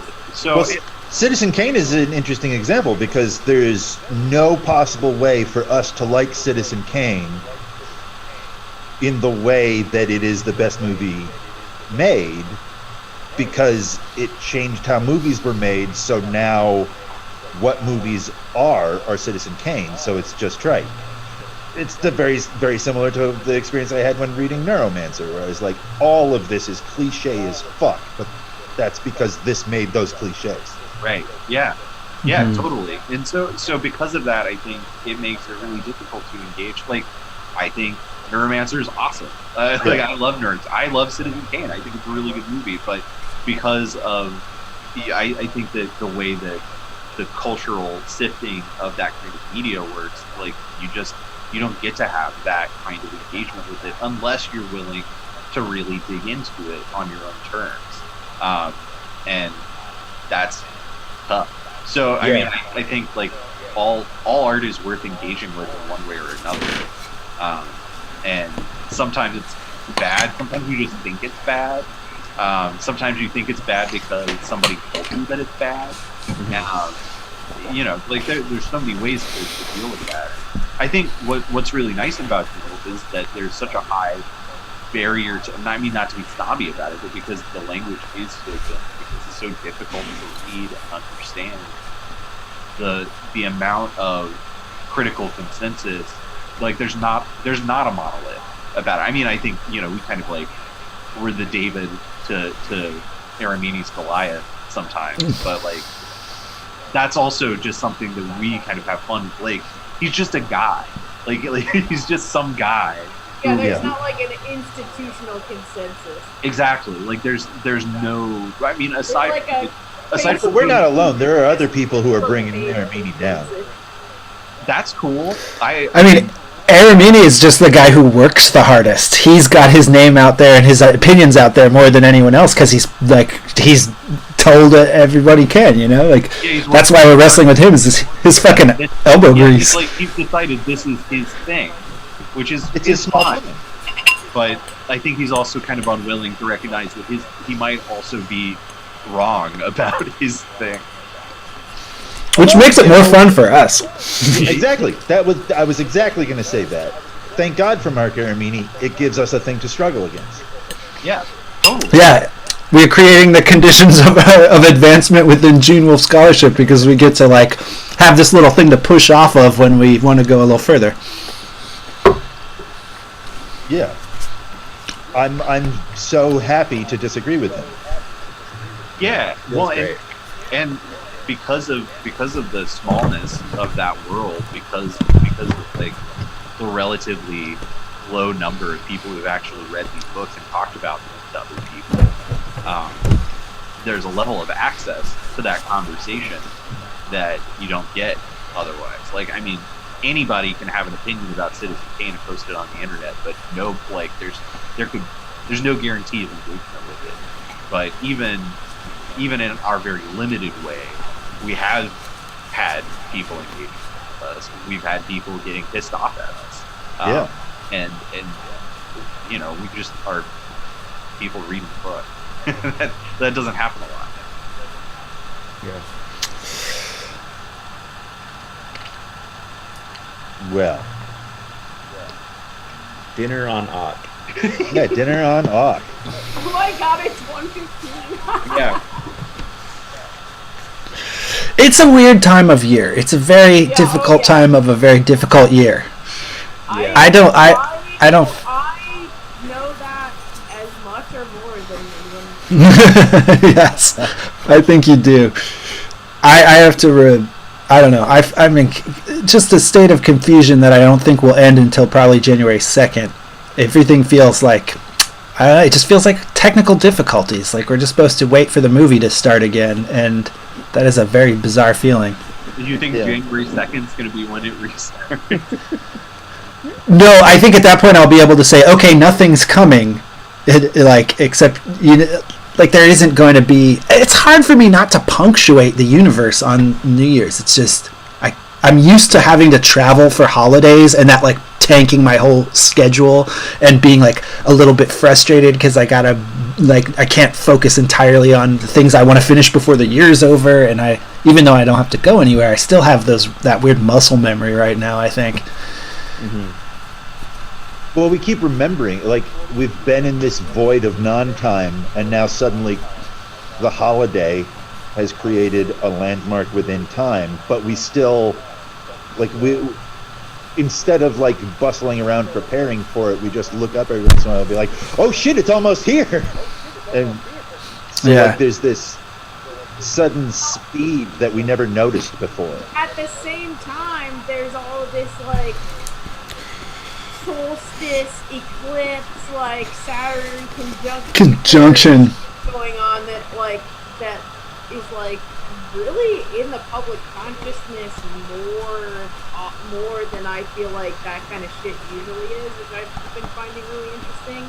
Because we're really gearing up for that new Middle Ages. I mean, it's fucking... Also, we've seen how little control our, like, control masters have at this time, so I think it makes sense to look at things that are bigger than us, like who might have influence on this universe besides us.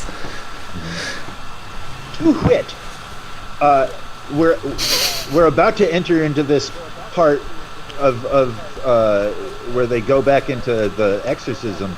I gotta say, my favorite part of the Long Sun is when they do these rituals. That, like, I feel like this book is so kind of plodding and introspective, and just one man being like, well, it's Thursday, so should I pray to do it? But then when we get to the part where like everybody's like, okay, now we're gonna do it, here's the big prayer, that's when, like, there's this sudden upwelling of incredible energy, and it's exactly what a successful ritual is like. Where like I'm suddenly excited with everybody, and there's this, and I feel with them, and we're doing something, and so this whole part where we have a fucking refrain, go in the name of these gods never to return, I get so excited about that, and it makes me really pumped for the next big one where he does the sacrifice in front of the screen, and everybody's there, and we have a theophany. These are the best sections to me. And I don't know if it's just because it speaks to the Catholic in me that I love having a refrain or something like that. But I love how blood becomes... Just seeing these italic sections brings me joy. Blood becomes almost a different person when he says his part of the refrain. I thought that part was really interesting, where, like, Silk is, like, kind of surprised at what a good job he does, and it's like, I think he has the streak of the actor in him, and suddenly this, like, criminal murderer man is, like, doing his best in a religious ritual. It suddenly makes him this, like, completely lovable, different entity for a moment. It's showing where there is a benefit to dogmatic religion, this, like, the way that it can build community if you participate in it. But it requires this participation, which when you're not participating seems like it would be the death of you, because it is. In a way too, I feel like it's, once again, it's like there's a binary in these people's regular life, and then this just puts a triangle point on it, where you're leaving the binary you usually are, like, dealing with to, like, do magic with spirits and gods, and you get to, like, exit the struggle for a second, and that it makes, that makes sense that can be a energizing for a community sort of out of nowhere. Yeah.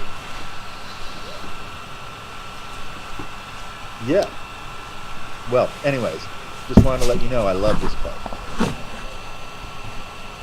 Yeah, the rituals are cool, and all the little scriptures are neat too. They're like, I feel like both of them are like these copy of a copy of a copy, like we're seeing thousands of years of people kind of emulating and not totally understanding something from our universe.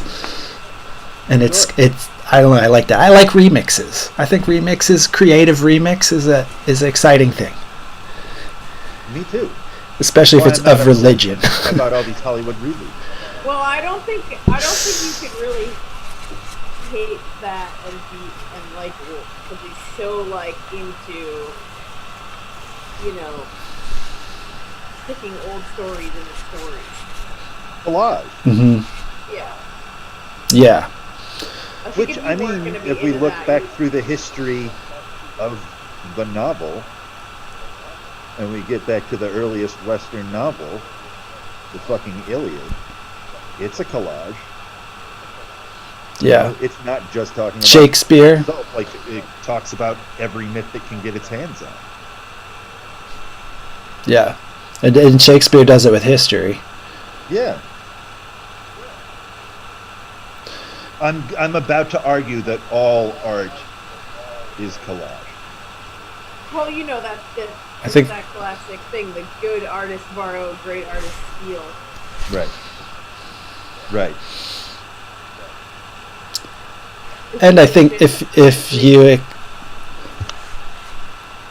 accept that art doesn't come from atomized individuals but comes from somewhere that we all share, then Yeah. all art is collage.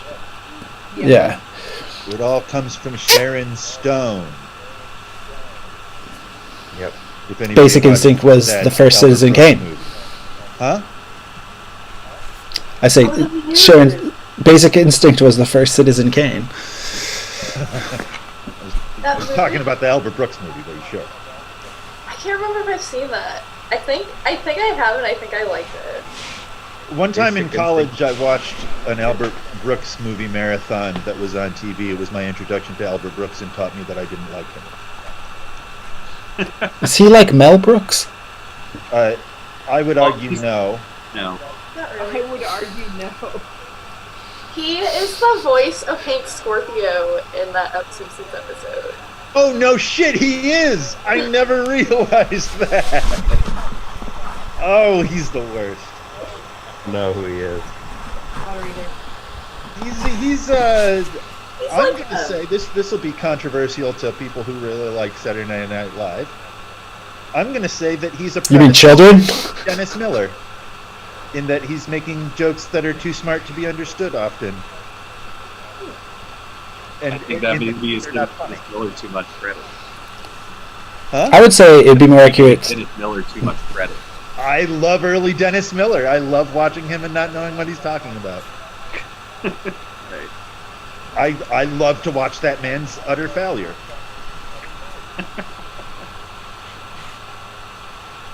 Which is why when he went right wing, like to a degree, I like watching that. I like to watch him and be like, God, you suck. I know who this guy is now. All right, Albert Brooks. Yeah. He's hard to describe. Yeah. He's really his own thing. This is an actor? He's avuncular. But he's a writer, right? And an actor. Yeah. Everything. He was a sports commentator for a long time, right? No, that's Dennis Dennis Miller Miller. was. We're back Af- to Albert Brooks. Oh. Dennis Miller announced from Monday Night Football for a couple of years. Yeah. Because nobody wanted to work with him in entertainment, right? Because everyone thought he was kind of a dick. Because he supported George Bush. Yeah, and then he the had an sports HBO people show are for a like- long time. The sports people are like, no problem. Yeah. That's a real comedian. He's a real comedian. Oh, okay. Philip Bonner is in our chat and saying, "Mega hello from the West Coast. This is the one time I've caught you live, but I follow you religiously in reruns." Wow. What's up, Phil Bonner? A West Coast masochist has joined the chat. Well, And what a the sad one time you episode. caught us is the one time we haven't like talked at all about the voice. I think multiple We're times. trying. We've had a few episodes that have been We're circling. We're No, circling I the think book. this is our worst one. Yeah. We're like We're like the hawk that can't catch the bird. Whatever. I Oh, mean, we the are falcon talking- cannot find the falconer. It's all related. The because center it's- cannot hold. Things about fall everything. apart. We have talked about Gene Wolfe multiple times. Yeah. I We found out J.R. Tolkien wrote him a letter. Right? Yep. I'm going to read that essay. Yeah, I'm interested in that. I fucking I'm dare you curious. to. I fucking dare you.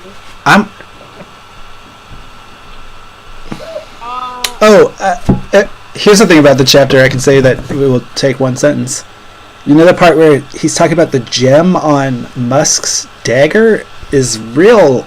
Like, I felt like that was a cameo by the Claw for the true heads. He was talking about the gem, which he had supposed colorless, caught a ray of sunlight from the god gate in the roof and flashed a watery green. For some reason, it reminded him of her eyes, meaning Kypris. I feel like that was like in Better Call Saul, you know, when you see some guy from Breaking Bad show up for a second. It's like, oh, look in that dagger! It's the Claw. Huh? Yeah. Huh. I mean, why are we talking about the gem in Musk's dagger? And it's interesting that it connects it back to Kypris. Kypris is connected to so many weapons and really just shows that she's Ishtar. She's not just the goddess of love, she's the goddess of war. Yeah. Which I've been thinking a lot about, because I've been writing about the female figure in myth. I've been thinking a lot about how love is war, to a degree. And this brings us all back, or brings love is a battlefield. That's what I was gonna say. The struggle thing. What were you gonna? What did you say, Tim? Well, what you mean love is a battlefield? Oh, right. Yes, exactly. Yeah, that. Oh, is Connor, I an should. essential religious truth. One of the earliest ones. Love is a battlefield. I gotta let you borrow this book, Connor. It's called A Terrible Love of War by James Hillman, and it's pretty short, but it's all about the relationship between Mars and Venus. Yeah, they're cheating. Yeah, they're like a legendary power couple, and so the James Hillman, one of my favorite psychologists, goes kind of deep into that. Like all the meanings you can tease out of the relationship stories between Venus and Mars and why they can't be separated. They're trapped in an invisible net. Mm-hmm. And they can't keep their hands off each other. Yeah. Yeah. I'm interested. Oh, this is too much of a thing. No, you got to do it now. Okay, I'm interested in Upsell. the depictions of Mars where he's not just a whiny little boy. Well, where he's actually like got to fall. Well, because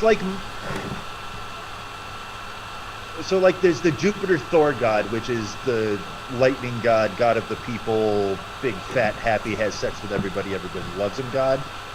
And Mars is an earlier version of that has fallen apart, you know, so Zeus is the plentiful king. But Mars is the martial king that made it so the plentiful king could exist. And we used to, like, in the darkness of prehistory, when the world was trying to eat us before we had mastered it, Mars was the masculine idea that we respected. And then once Mars was successful and was able to tame that wildness, Zeus becomes the masculine ideal that we respect, and Mars becomes toxic masculinity.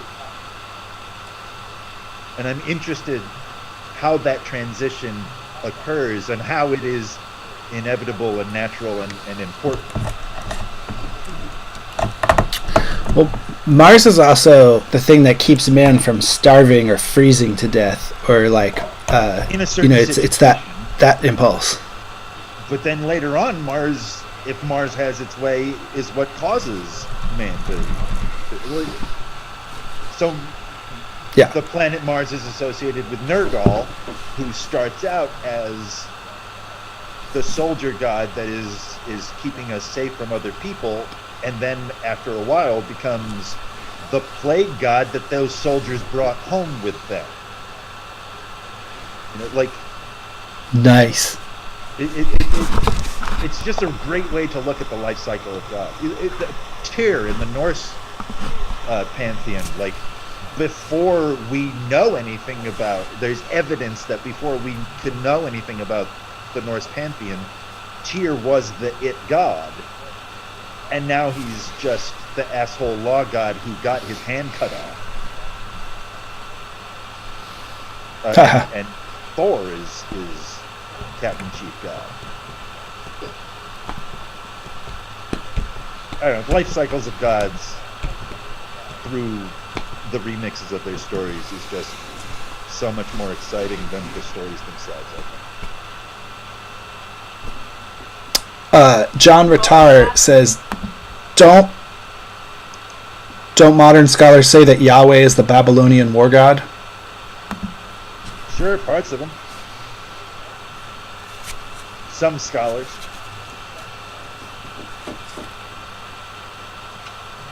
What were you gonna say, Kirby? Really cool name. It is. It's really cool. It's so shitty that you just can't name somebody that. Yahweh or the highway. You can. I mean, you could. Who's gonna stop you? You could. I mean, you could name yourself that. Child, I say right now, I'm going to do everything I can to have their middle name be Yahweh, because I'm naming my kid after my dad, Smokey. Smokey Yahweh Kaiser. That's That's a right. beautiful name. There is nearly no chance that I'm having a child. Nearly no. I'm Touch not wood. going to say that I'm not having a child because I feel like that means that a child is on its way. Sounded like it. Might already have one. Pretty sure I do. I don't know. It's not I impossible. think it's crying in the background. Check that. No, that's that brass band I was talking about earlier. Is that still going? No, now it's funked up versions of Christmas carols. Okay, so it was just Willow Jim. Yeah. Yeah, I'm hearing about how Santa's on his way.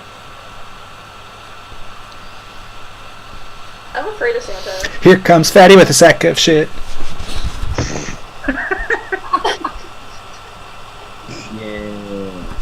What if I woke up Christmas morning and I had presents from Santa? I would be so fucking upset. I'd be really scared. It means that there's been a break-in. Yeah. Exactly. Oh man, He stole my cookies. have y'all watched? What the, if Epstein eats all the cookies this year? Have y'all watched the Kurt Russell Santa movie? Yes, I have. It's good though. I watched the first Kurt Russell Santa movie, and it made me cry because, one, it made me feel like I was hanging out with my friend Adam Endress, who I wasn't talking to at the time. Aww. And two, at the end, I can't even talk to you about this right now. At the end, when the sister's like, I don't miss Dad, she's talking to her brother, I don't miss our dead dad because I can see him anytime I want. When I look at you, and that just fucking killed me. I mean, it was a much better movie than I expected. But also I just thought it was funny that there's this like implication that this entire family all believes in Santa, and it means that they do wake up and there are unexpected gifts every year, and that the adults are like, yeah, that's just the thing. That's how it works. Yep, they're a whole line of true believers. True believers. True I do believers. recommend it. There are parts like what I wanted out of that was Big Trouble in Little Santa, and there are parts that are that. Like it gets Totally to that sometimes. And I did not expect that to be the actuality, but it kind of was. It's also astonishingly well researched in its Santa lore. Yeah. Like in the second movie, he's hunting Yola the Yule Cat, which is a thing. Oh, shit! I almost forgot. I was reading an anonymous Middle Ages story of Saint Nicholas, and the town he was from was called Patera. Ooh. Yeah, that I almost forgot to say that at this one part of my life where that is actually information that is I wonder, are necessary. there any Gene Wolfe Christmas stories? I'm very curious. There's gotta be. I feel like there definitely has to be. Like somewhere in a Interdimensional Yuletide. Here's a little tangent that relates to Gene Wolfe. In Anne's folklore club that she's in, one of the fairy tales that they read recently was Gene Wolfe's retelling of Hansel and Gretel. Cool. / the Gingerbread Man. Oh. What was it like? No shit. Where can one read that?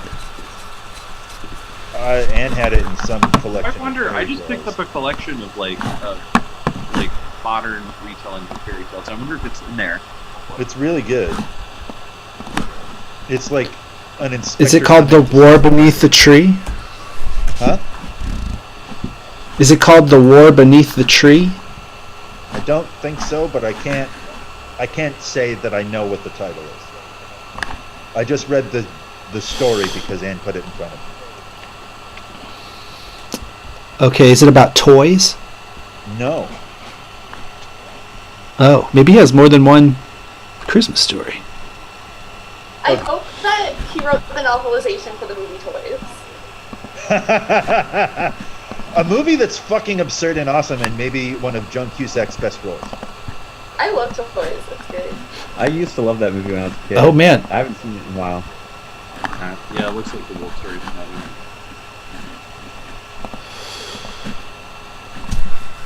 The Legend of Old Befana? La Befana?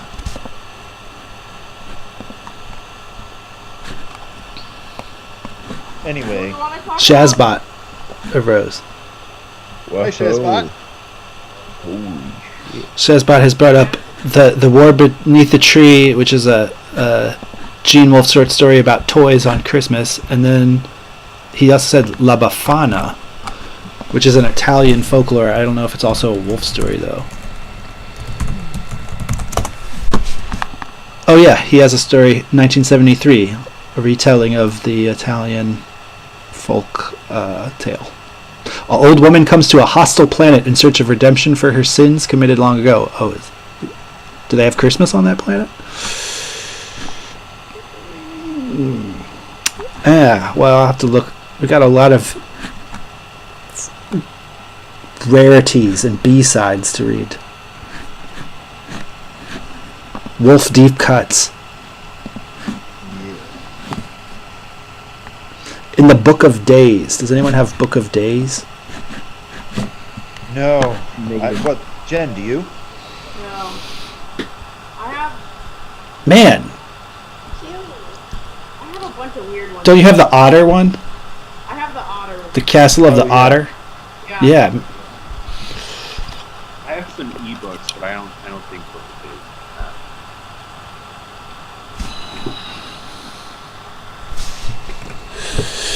I like the part where he says that the chops were the least expensive meal on the menu, and even if there were only one chop, it would be the biggest meal he had. If there were, in fact, only a single chop. I thought that was very funny. I want a chop. That made me want a chop. Just one. There's some really great descriptions of food in this book. Way of making you hungry. Yeah, he hits it really. Hungry all the time. And he doesn't do it the same way that George Martin does.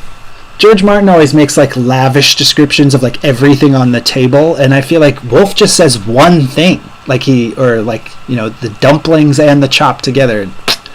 He doesn't like go on and on. The oil is another really good. It gets me in the gustatory parts. He describes But the it's piquant because- black Yeah. sauce. But I don't think it's the description of. I think the difference is it's not the description of the food. It's the understanding of how fucking hungry he is. Yeah. Yeah, it's the value of the food too. Because Exactly. that's a good fucking point. Yeah. He eats Ooh. a chop without realizing it. Because it's not the food itself. It's his state when he's eating. Which speaks to your point, Ryan, about how it's different than George R.R. Martin. Which, I mean, I haven't read George R.R. Martin's descriptions of food, but I imagine that it's about the lavishness of food. A lot of It's like it's that. feasts. Yeah, like the trenchers and the gravy. He goes like from the like the beginning of the meal to the end and gives you these like really vocabulary word packed, descriptor filled descriptions of usually a large meal. And they happen a lot in that series. That was one thing I thought was conspicuously missing from the show, was like there's a lot of fat guy food fetishism in the books. Sorry, going back for a second, was it Book of Days or Castle of Days? Book of Days is in Castle of Days as well as Castle of the Otter. Okay, cool. I have a ebook of Castle of Days that I can send out if y'all want to look at it. Hell yeah. I want to read my Christmas stories. You can do EPUB or Moby, whichever one works for y'all. I prefer Moby. I like Moby. Or EPUB. God, I gotta pee again. My body. Moby is a vegetarian electronica artist. I think he's vegan. He's very vegan. Hopefully he'll see this, and then we can have him also as one of our frequent targets of criticism. I saw Moby when I was 13. He thinks he invented the online blog, but he's wrong. He thinks he invented the blog? Yeah, but he's wrong. That's pretty weird. K. Jensen invented the blog. But also, I had a blog before Moby did, so I know for sure that he didn't invent it. Maybe Moby's a dick. Ooh. He is. Did you remember that thing that came out like a couple years ago, and for no reason he like told someone in an interview he and his friends used to play this game where it would be like you'd sneak up next to a famous person at a party and take your dick out of your pants and touch it to them when they couldn't tell. You know, that was like a game he just like told some interviewer that was a game he and his friends played. Like, I don't think we were in full Me Too at that point, but we were not far from it. It was a very strange thing. Moby? I thought that he just basically Me Too'd himself. Who Me Too'd who? Did Moby? Yeah, Did Moby get Me Too'd? he like offered information about his thing with Natalie Portman. That's what I was That thinking. no one wanted. Oh, yeah. Natalie Portman. Oh, and then I guess this was only. None of that is true. Yeah, I think she was just like, what the fuck? Like, you just What? made up a bunch of weird shit about me. She was like, yeah, he would call me. Yeah. I don't know. But she was like, she was like, he was a creep. Oh, okay. I guess it wasn't a full Me Too. She's also, I mean, Jonathan Safran Foer did that to Natalie Portman also. I imagine that's happened to her a bunch of times. Yeah, I think he was talking about that. Jonathan who? Jonathan Safran Foer. He wrote like Who it? Native and whatever. Natalie Portman seems like a.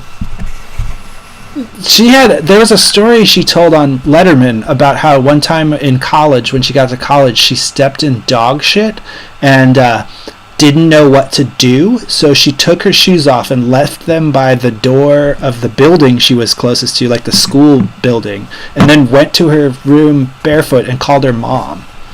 Wow. And she told Letterman that story of like, this is a funny story about me trying to go to college, and ever since I've heard that story related, it's impossible for me to think of her as a human being.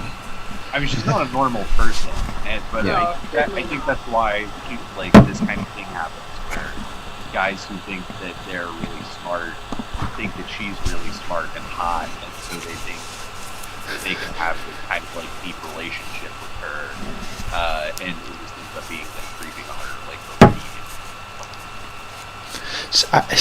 Is she smart? She didn't know what to do, and she stepped in dog shit. She had to call her mom, and she like left the shoes like some janitor would come by and launder them. I don't know if she's smart or not, but people think that she is. She plays a smart person. Right. Yeah, I mean that's kind of her vibe. I mean, she's good at acting. I don't know. Yeah. I don't have a problem with Natalie Portman, but it mostly just seems like there's this like version of Natalie Portman that a lot of like self-absorbed white guys have. That then they kind of end up like barfing at her. And that's been going on since she was like 12. Yeah. Yeah, I mean that's what happens when you become famous. Yeah. I guess like she was also Hard to say is that The- I would say it's her bread and butter. Like, for real. the movie that I feel like the movie that most people were introduced to her in is one that obviously would like you to have inappropriate affectionate feelings about her underage character. Leon the Professional. Yeah, I mean that's where everyone meets her is as a Lolita for a French hitman, right? Singing like a virgin. You don't remember that part of Leon the Professional? No, I'm just saying it's like kind of it's sketchy. It is exactly that. Movie seems a little sketch. It's a very good movie. Yeah. Stellar performance. It's not healthy for a lot of people. Oh yeah, he's always such a good villain. He's good at everything. He's good at everything he does, except his hard-ass libertarian politics. Really, how does he express those? Gary Oldman. Brusquely in interviews. Gary Oldman is a bad libertarian. No. Is he believes he pays too much taxes and stuff? Huh? Is his gripe is like with taxes or you can't smoke indoors, like that kind of stuff? Oh, he's very much, I made all this money, I should have all this money kind of guy. Yeah. Classic. I made all this money Earning pretending. money means that you deserve the money. Man, he just has to like sit in a trailer and then come out for however many minutes to say the lines he got to memorize on his own. It's not really a job. David You're Cross has preaching a to the great choir, my friend. bit I don't about think that. there should be money. David Cross has a bit about Gary Oldman. Not Gary Oldman specifically, but that, like the reality of being actors. Like I mean, you know how David Cross, when he has a bit, like he'll describe something for like minutes, so I can't go all into it, but he's like, all an actor really does is an actor like sits in their trailer, they sit around, everyone brings them everything they want like all day, and everyone's like, yes sir, okay, yeah, yes ma'am, yeah, of course, and then and then they eventually like put on all this makeup as they just sit there like, fuck you, and then they like, just sit down in a chair and they turn to the camera and say, but it can't be, and then lights off, okay, go back to it for like another 3 hours, sit around. And what a job! Film acting is, he seems to think, somewhat easy in comparison. It does ignore that a large part of acting in blockbuster films is having to go on endless promotion tours, Yeah. where you can't be yourself and you Yeah. have to look like the perfect person. That And part has to be part that insane. drives the actor insane and kills them. Yeah. But I Ugh. mean, don't get fucking famous then, asshole. Yeah. I mean, it still doesn't sound like The that. entertainment industry. Yeah. Yeah. That's gotta consume people. Like, eat people. I think it's very interesting that this book kind of is coming to a close on these last couple of scenes here, and that we see, like, Silk eating this bountiful, what to him is a bountiful meal. And what seems like a bountiful meal to me, too. Towards the end, I feel like it's ushering in a new Silk, or like a new phase in his life. Oh, definitely. The Sleeper old cell Silk. activated.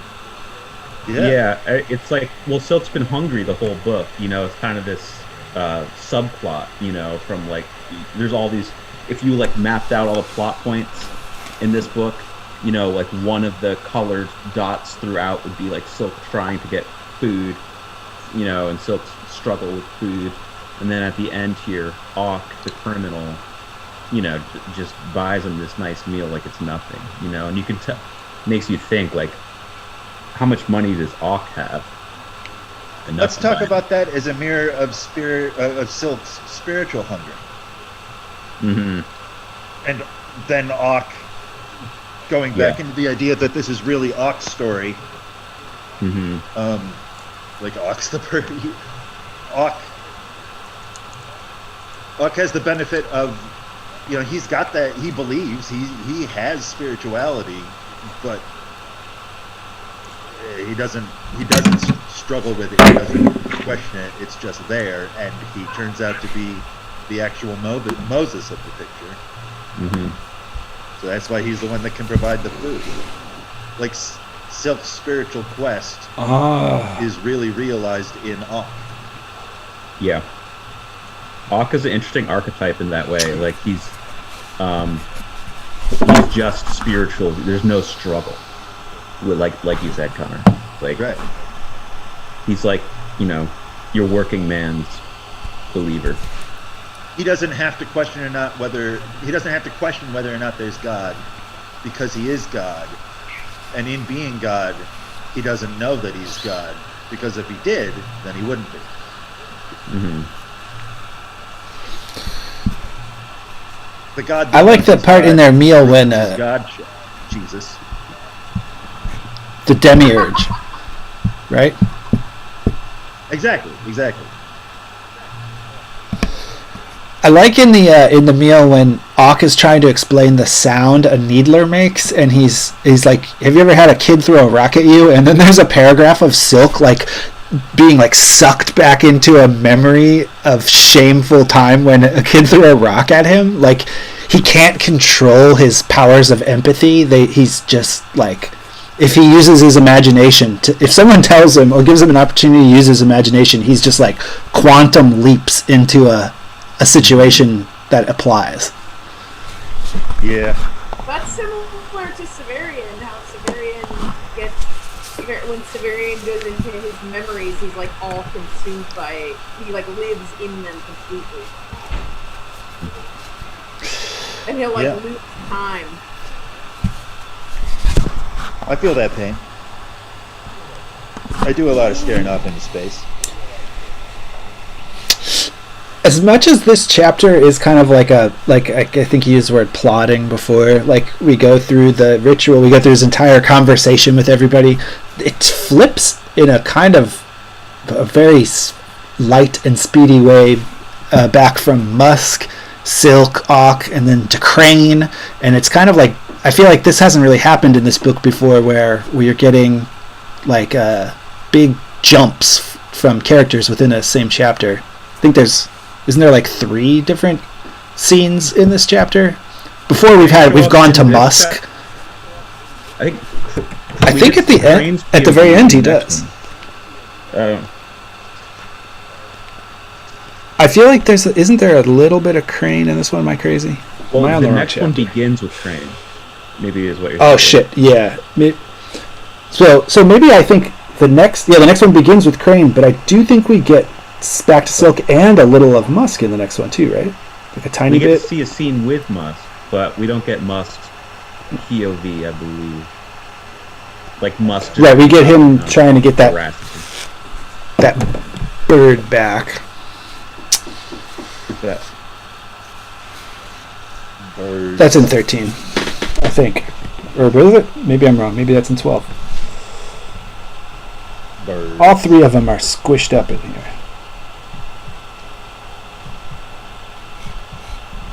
bird is the word. That song fucking rules. Yeah, it does. I love watching the video of that man singing that song. I don't know that I've ever seen it before. Oh my god, look up a video of him singing that song. It's so great. What's his name? I don't know. The Trash Man? I know it's somewhere in my mind. Yeah, me too. I used to know that, but my mind has deemed that no longer usable information. It's the goofy name. It went into the round file. It's a really goofy name, remember that. Somebody put a comment on the YouTube video for this that says, "Just think, this was before meth." This was before meth? The book? Yeah, they're saying that. No, the guy that sings "Bird is the Word." Oh. Are you sure?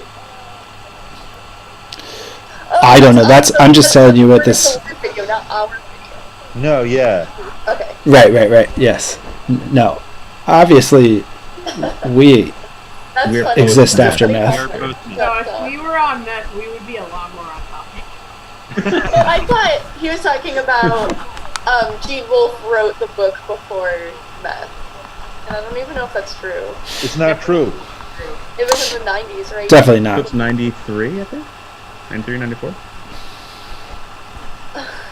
Oh man, I can totally see why Connor wants me to watch this video. The thing this man's doing with his shoulders and his body reminds me a lot of Connor.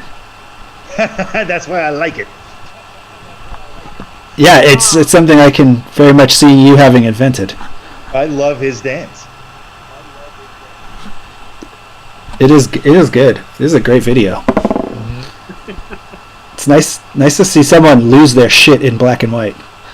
Now we're at the point where Nothing happens in it in terms of music video. Like, all it is this one man singing a song, and that song is nearly only one sentence long. Over and over not and even over. word. And you just see him saying it and like just getting more and more insistent. The bird is the word, and it's shaking his body, and that's all it is for a long ass time.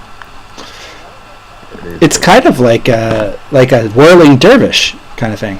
oh, I was just thinking that like it sounds like a trance state. I like that. I like that. It look- He's So there's a few. It looks like it. songs He's that- walking in circles. What? How does it go? Don't you know about the bird? yeah, everybody's Everyone heard. knows The bird's the bird. word. Ba ba ba ooh mau mau. Ba ba ooh mau mau. Bird is. Great. What is that? I'm upset that you haven't. He's obviously upset that you haven't heard. It has something to do with surfer slang. He's so Bird is sad. some kind of surfer slang, and what this song is doing is revealing a secret code that surfers have. Oh. Ah. It all goes back to Point Break. So if you, And I can't watch. At this If point you in say- my life, I can't watch it without thinking of what David Milk said about his show John from Cincinnati, which is about surfers. He says that this show supposes that God exists both as a solid state and as a waveform. The waveform exists in the personalities of the characters. Surfers, of course, can see these, can perceive these waves, unless they're too full of themselves or fucked up on heroin, so it never happens.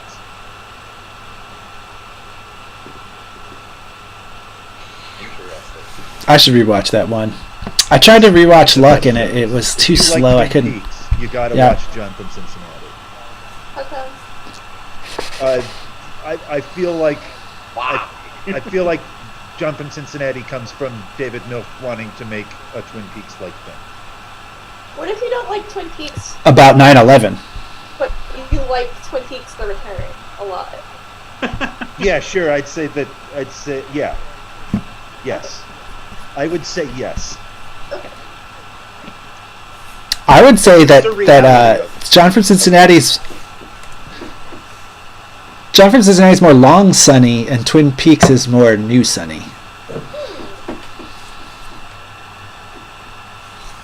What is the kingdom? That I like Garth that. Marenghi's Dark Place.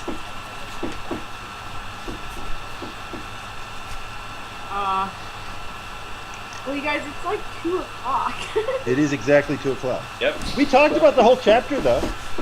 Sort of. Yeah, we can talk about 13 next time. Yeah, I think Silk for Call Day. It's the last chapter in the book. For real? Pretty straightforward. Very quick before we go, just to check off a box.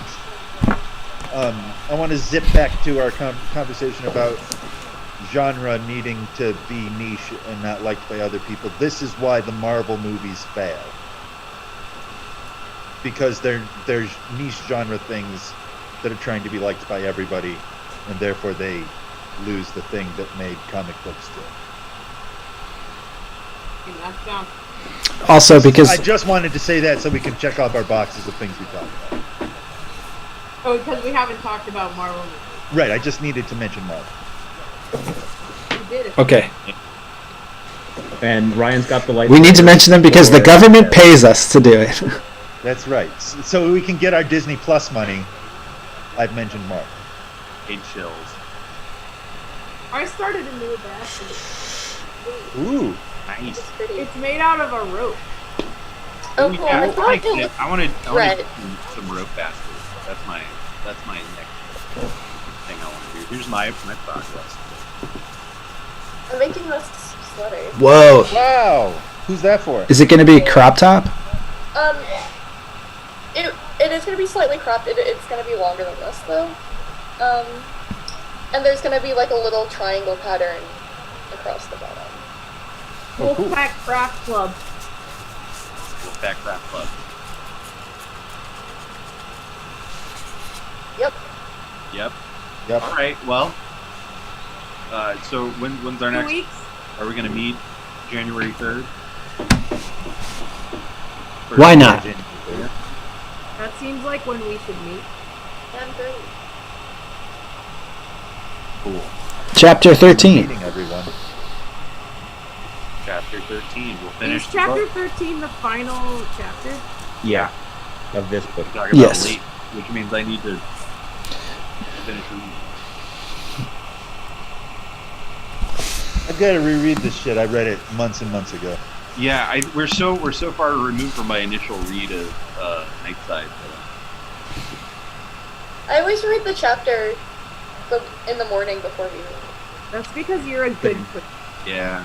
I got up too late today and had to walk from Anne's house to my office, You need and to so get- I didn't read. I- I've forgotten the face of my father. all of New Sun I was reading like as we went through it. So, or not, I guess not all of it, but a lot of it. So, this has been a very different experience where I read the whole book and we talked about it for half a year.